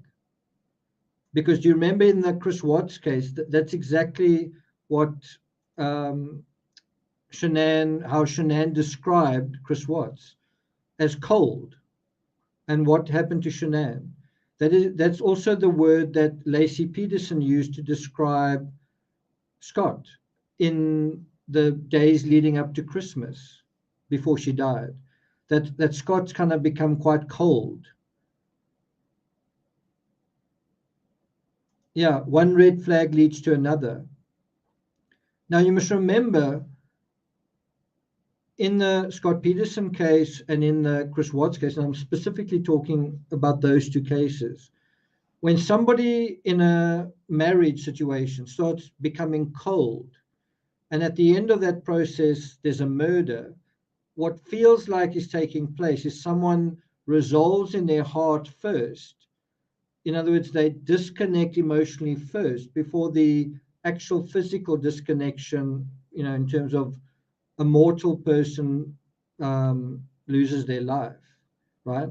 But that process is preceded by an emotional disconnection where you've decided in your heart, I don't want this person to be in my life anymore, right?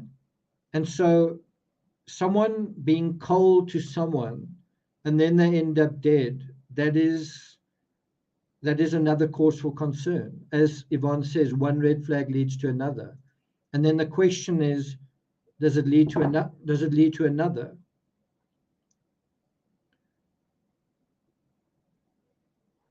That's also true. But isn't this more true?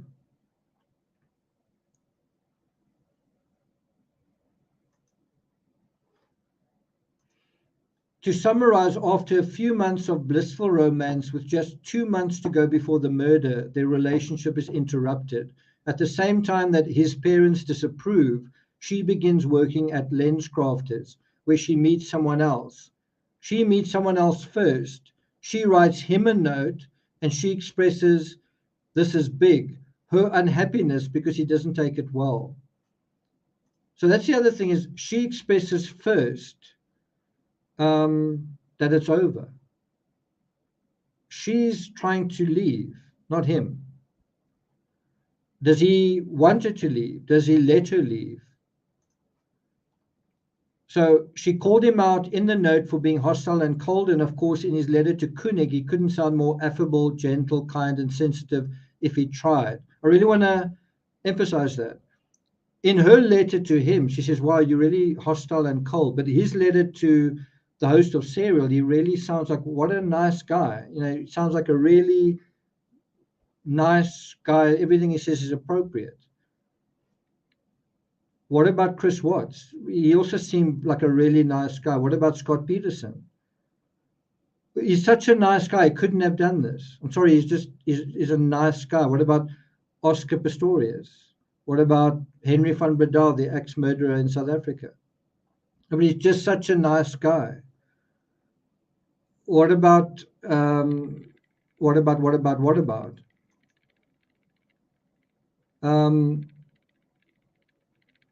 in his letter to Koenig, he sounds kind and sensitive.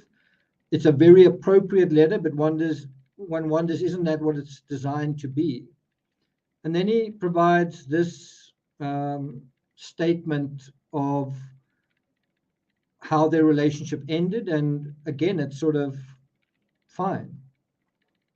Their relationship ended, and it's not the end of the world. What does he say? I told her about hanging out with one girl while getting a phone call from another. It's like, wow, we broke up and it was okay, and then I started meeting other girls. Our relationship ended and we would talk to each other on the phone and still hang out at school. Okay, so there wasn't a problem. So yes, I'm sure when she broke up with you, you just seamlessly hooked up with somebody else, someone else's, and everything was cool. But if it was so cool, why get back together, and whose idea was that? Do you follow my reasoning? What is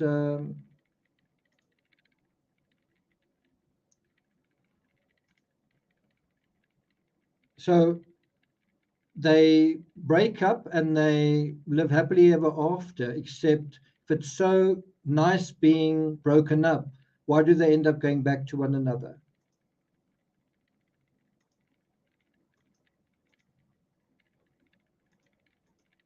Why can't I hide that comment?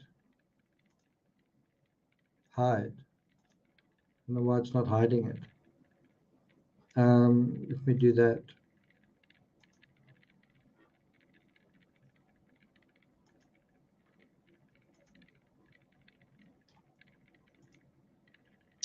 What is going on? I think I must close some windows here.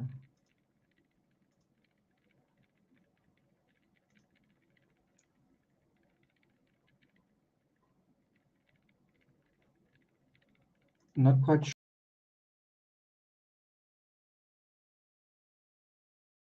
There we go.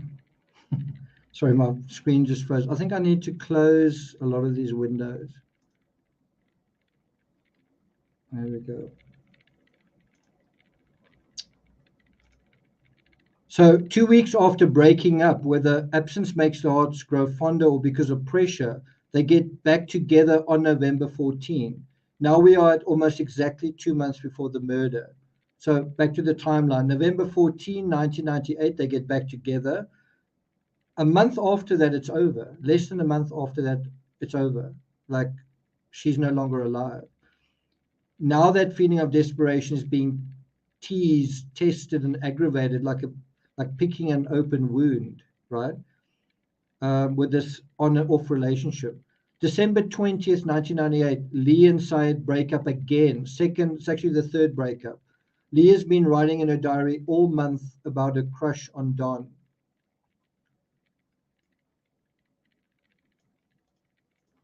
And I wonder whether Adnan saw her diary. I wonder whether Adnan saw her diary. So, like, if you think, what could have really upset him? What could have really pushed him over the edge? What could have been really heartbreaking, right? And I think one possibility is reading a diary and seeing what's in there. If you do go and read it, there's one page, I wish I could show it to you, but there's one page where the entire page is just Don's name written over and over and over again. And she says, she really seems like a kind of lovesick person. Like, 1 minute she loves Adnan, she says it over and over in her diary, but then I love Don. You can kind of imagine someone reading that's going to hit home hard.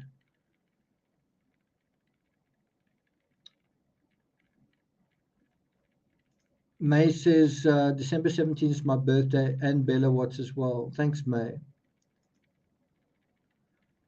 Okay, so the feeling you get is that he wants in, isn't it? And she wants out. So let me just do a poll here. Yes or no? The feeling you get is that he wants in and she wants out. Not like just after she broke up the first time, but like in the last couple of weeks. You guys agree? Yes or no? The feeling you get is he wants in, she wants out. What do you guys say? Yes or no to that?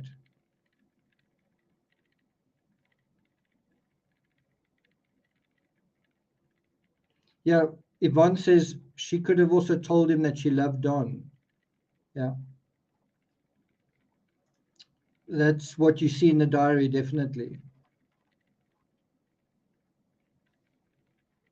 Yeah, that's well put. That's well put. So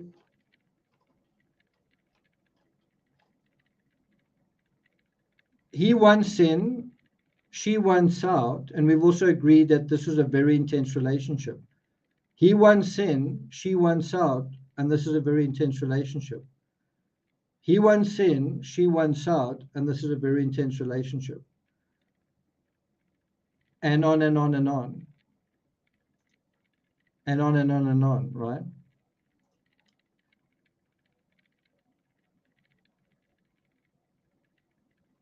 December 23rd, 1998, Lee's car breaks down at work and she calls Syed to come help her.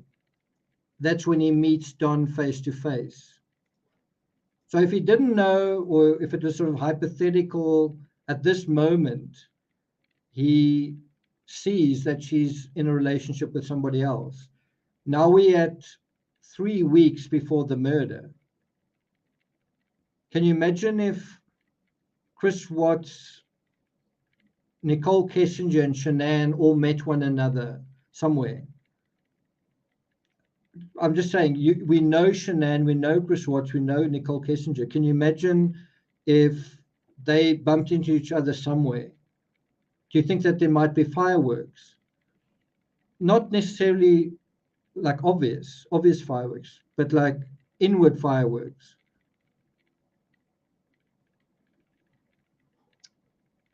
So this is where the timing and the context is taking you.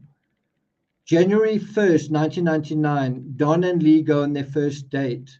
So their relationship is starting to take off.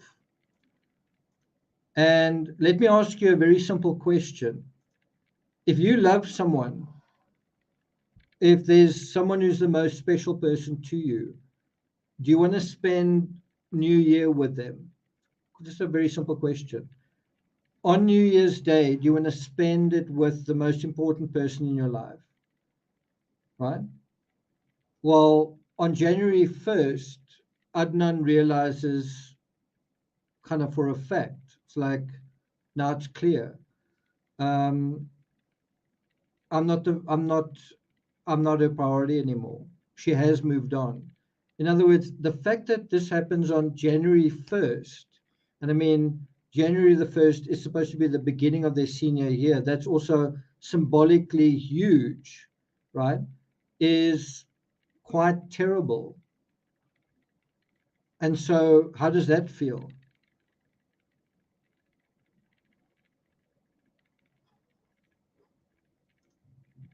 So I don't think the way to investigate this case is only evidence, is only cell phone pings, is only alibis and witnesses. I think the other dimension to this case, and I'm not saying that that's not important, it is, it always is.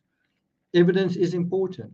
I'm just saying another dimension to this case is the relationship dynamics, the timing of what happens, and the context. And you might say, over time, the cell phone issues become quite murky and confused. Yeah. You might say the alibi witnesses are inconsistent. Yeah. But one thing you can't say is that the relationship dynamics, well, we know what they were because she put them in a diary. You can't start messing that around. You can't say that what he said about his relationship, well, that now changes 10 years later. Those relationship dynamics and the timing and the context are carved into the fabric of this case. You can't sort of undo that. You can't say after 20 years, what went into that relationship, what went into a diary, now no longer matters. Of course it matters. So you can't play that sort of argument of it's a bit unclear, there's doubt in terms of the relationship dynamics. And I'm not saying for a moment relationship dynamics can win you a case in court. I'm not saying that at all. I'm just saying that's another dimension to consider, right? Wow, Daisy's Forever says, I met my hubby on New Year's Day, January 1st, 2010. Okay. But you can imagine the symbolism of on the 1st of January, New Year's Day, 1999, like it's a new year. It's the new me. It's, what's going to happen in my senior year? Well, starting off with this person that I've had such an intense relationship with, that I've invested so much in, she's out the picture. Not a nice feeling. Not those two together. New Year's Day. You've also got to wonder what happened the day before, New Year's Eve. What happened on Christmas Day? Because they broke up before Christmas. What went into that? What was it like spending Christmas not with the person that you loved? And where was she on Christmas Day? Heavenly Cloud says, I broke up with my fiance when I was 17. We were engaged and Okay. Anyway, you guys see where I'm taking this. So now we are less than 2 weeks from the murder. So 2 weeks. So from the time that Don and Lee go on their first date, that's less than 2 weeks from the murder.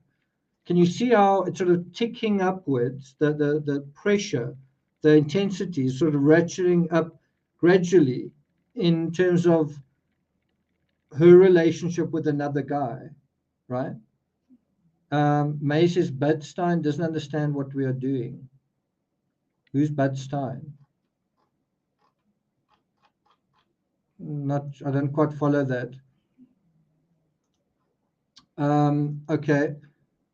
So, and then here's the next significant moment. January 12, 1999, Syed gets a new cell phone and calls a bunch of people on it, including Lee. And that's the day before the murder.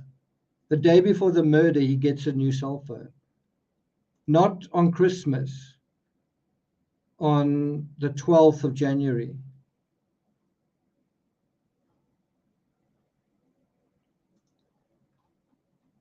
Is it just a coincidence that the day before the murder, Syed gets a new phone and ultimately some of the best evidence ends up being cell phone data, putting him allegedly at the scene? Then we go to January 13, 1999. It was Stephanie's birthday that prompted Syed to go shopping for a present with her boyfriend, a guy called Jay Wilds. At 2:25 p.m., Lee's last seen buying food at school. At 3:30 p.m., Lee's family realizes she's missing after she fails to pick up her cousin from kindergarten. Where's Syed after 2:25 p.m.? He's also at the school. Is Kleindienst at the school? If he was, you'd expect him to stick out. If Kleindienst went to the school, you'd think people would notice him, this 22-year-old guy walking around. But Syed wouldn't stick out. So where is Syed? Does he have an alibi? And that brings up this image that he was in the library. So this football playing jock was in the library. That's where he was on that day.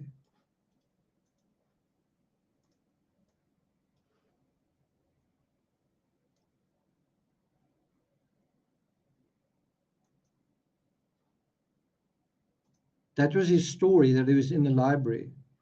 Do you think there were a lot of, just like a general question, do you think there were a lot of kids in the library after school, right? Like, if you think about it in a general sense, school's out, do you think a lot of kids go to the library because they want to after school? Generally.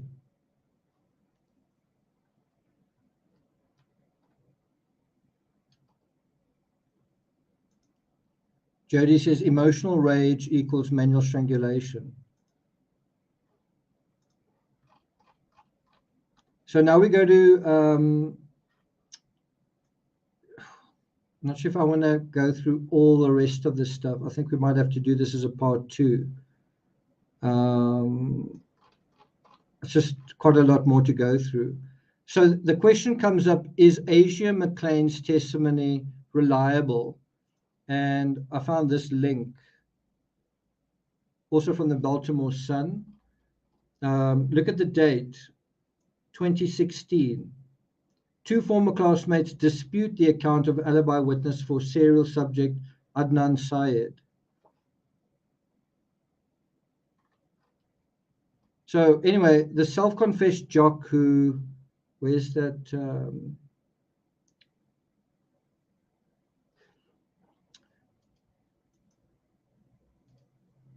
So I just want to bring this up. So the self-confessed jock who surprised everyone by winning a word quiz, including himself, spends time before football training in the school library. Spends time before football training in the school library. Lee's there, at the school, but just not in the library. So I've got a very simple question to ask those who know this case well. Did he normally go to the library? Do you guys know that? Have you guys seen that being debated or asked? Did he normally go to the library? Like, was he often seen in the library? Did that ever come up?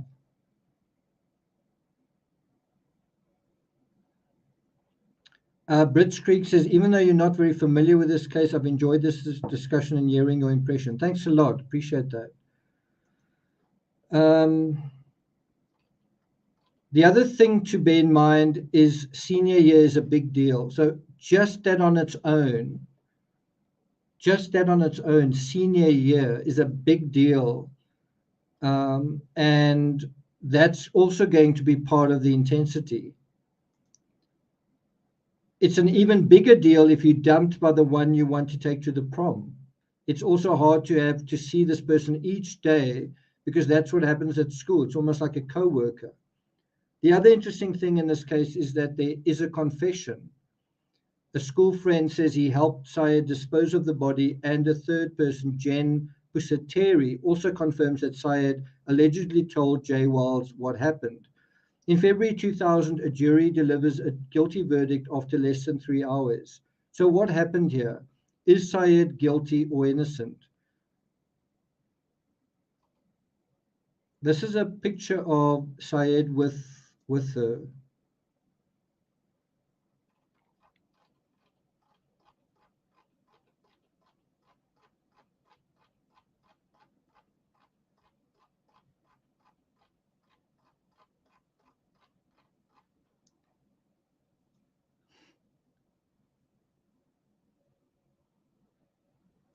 Okay, I don't think I'm going to take this any further. It's almost 2.5 hours. I did actually do a live before this, an hour and a half.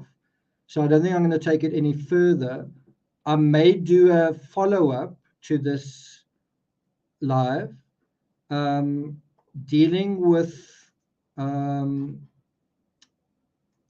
of the aftermath of this. So in other words, what happened after the crime was committed?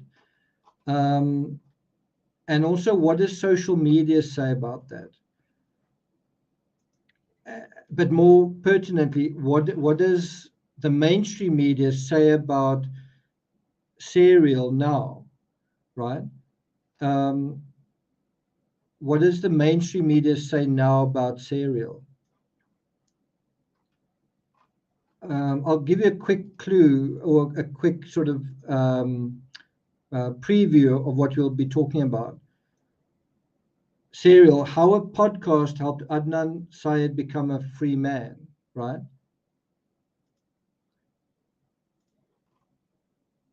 Here's another one.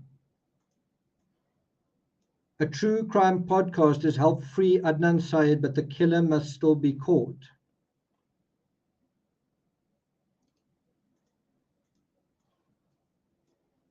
The Baltimore Sun. The serial podcast breathed new life into those efforts by raising questions about the case.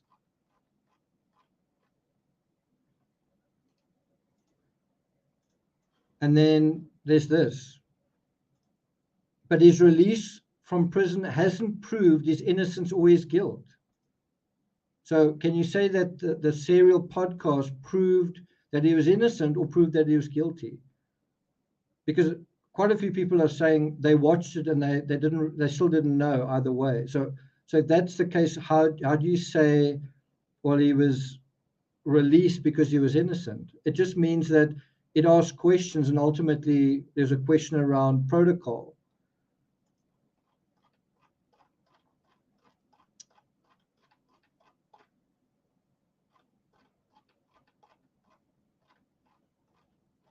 There's one more thing that I want to show you guys. Just don't know if I can find it. Could be this article. Yeah, it's this one.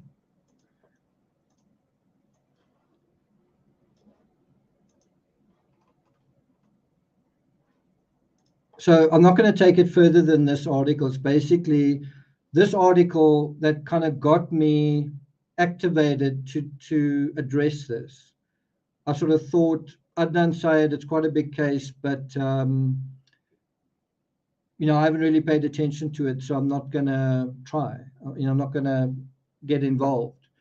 But when I saw this article, it kind of resonated with me and with other conversations I've been having. You guys will know about this. Other conversations I've been having about the true crime community. Is what's happening, are we going in the right direction? Are we helping, right? Deborah says your live is very interesting, bringing all the different cases together and discussing it. Thanks a lot, Deborah. So thanks, I appreciate that. So do you see what she says here? True crime makes us believe we are certain. About people like Adnan Syed, we should be ashamed. And that is that's the substance, that article I want to talk about when if we do another episode in the series. If there's enough interest in this, I'll do another one. Right now, there are only 61 people, 60 people in chat. That's a little bit below what I would sort of consider justifying this sort of long conversation. But we'll see what other comments say. But I do want those of you who are here, please read this article, think about it, ruminate on it, and see how it leaves you feeling about us, about the true crime community. I think it's just very interesting when you have, and this person who wrote it was somebody who really consumed the serial series. So, and even she was kind of disturbed by the outcome. And so that's what I want us to do, is kind of gain some perspective, some self-awareness on our efforts as the true crime community. What are we doing? Are we heading in the right direction? May says, I need to tell you guys about a new invention. Stephanie asks, was that Adnan's handwriting? Brits Creek says, I would attend a follow-up, but understand if you decide not to have one.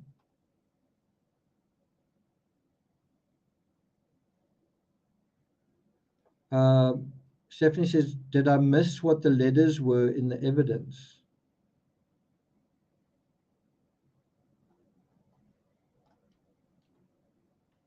SW Firefly says it's been a good change of pace. Oh, that's a good question. If you don't know, why was he released from jail?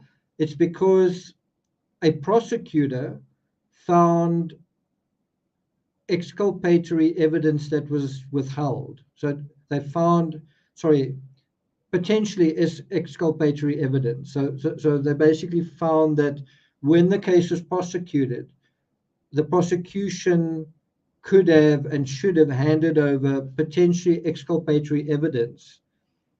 And it looks like they didn't. And as a result of that, either he's going, so right now he's been set free. He's not completely free. I think he's under house arrest. Right now, the prosecutors are deciding whether to retry the case, to kind of put him on trial again. So the legal outcome here is actually not clear and also not finalized.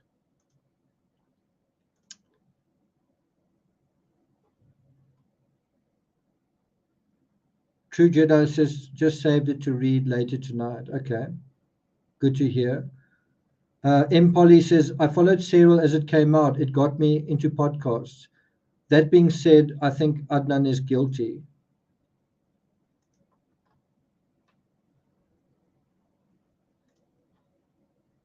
Okay, pleasure. Yeah, so it is in a kind of legal limbo right now. So yeah, before people get too kind of like, wow, what a victory or whatever, it's still kind of happening. It's still evolving in a way. Okay. Thanks a lot, guys. Again, it feels so weird. It's like deja vu. Thanks a lot for being here with me. I know some of you actually sat in on the previous live stream as well. Really appreciate you guys being here. Right now, the ticker on StreamYard, I've got to wait a couple of seconds and then I'll have it right. Right now, the ticker says 2345.6. I had to get it right there. Okay. So yeah, so thanks a lot, guys, for joining me on this. It was actually raining outside a little bit earlier. It definitely is good to widen your view a little bit, and get a little bit of perspective. And I have felt like, although I've got a few more things to say about the Kylie Rodney case, I feel like there's some important things elsewhere in true crime that are also worthy of our attention. So that's really why I've covered this as well. Stephanie is in quarantine. I don't know if I'm allowed to say that, but so Stephanie's got a bit of extra time to share with us. So it's good to have you here, Stephanie. I hope you're feeling okay. Deborah says, love this stuff. True Jedi Forever says, I missed both. Well, you missed both lives. That's not good. I also put up a video that I really enjoyed putting together on the Caitlin Armstrong case, where I actually looked at snippets of the Dateline documentary at the very end, where Kofa comes on. I really love doing legal analysis. I love looking at what the lawyers say, what words they choose to use, how they strategically figuring out their case. I really love figuring out that thought process. That I feel is my forte. So it's really enjoyable doing that. And so I've done part 1 of that. If you haven't watched it, make sure you do, and then check out part 2. As I said, this analysis of the Adnan Syed case, there's also possibly going to be a part 2. So if you found it interesting and there's a part 2, make sure you join us for that.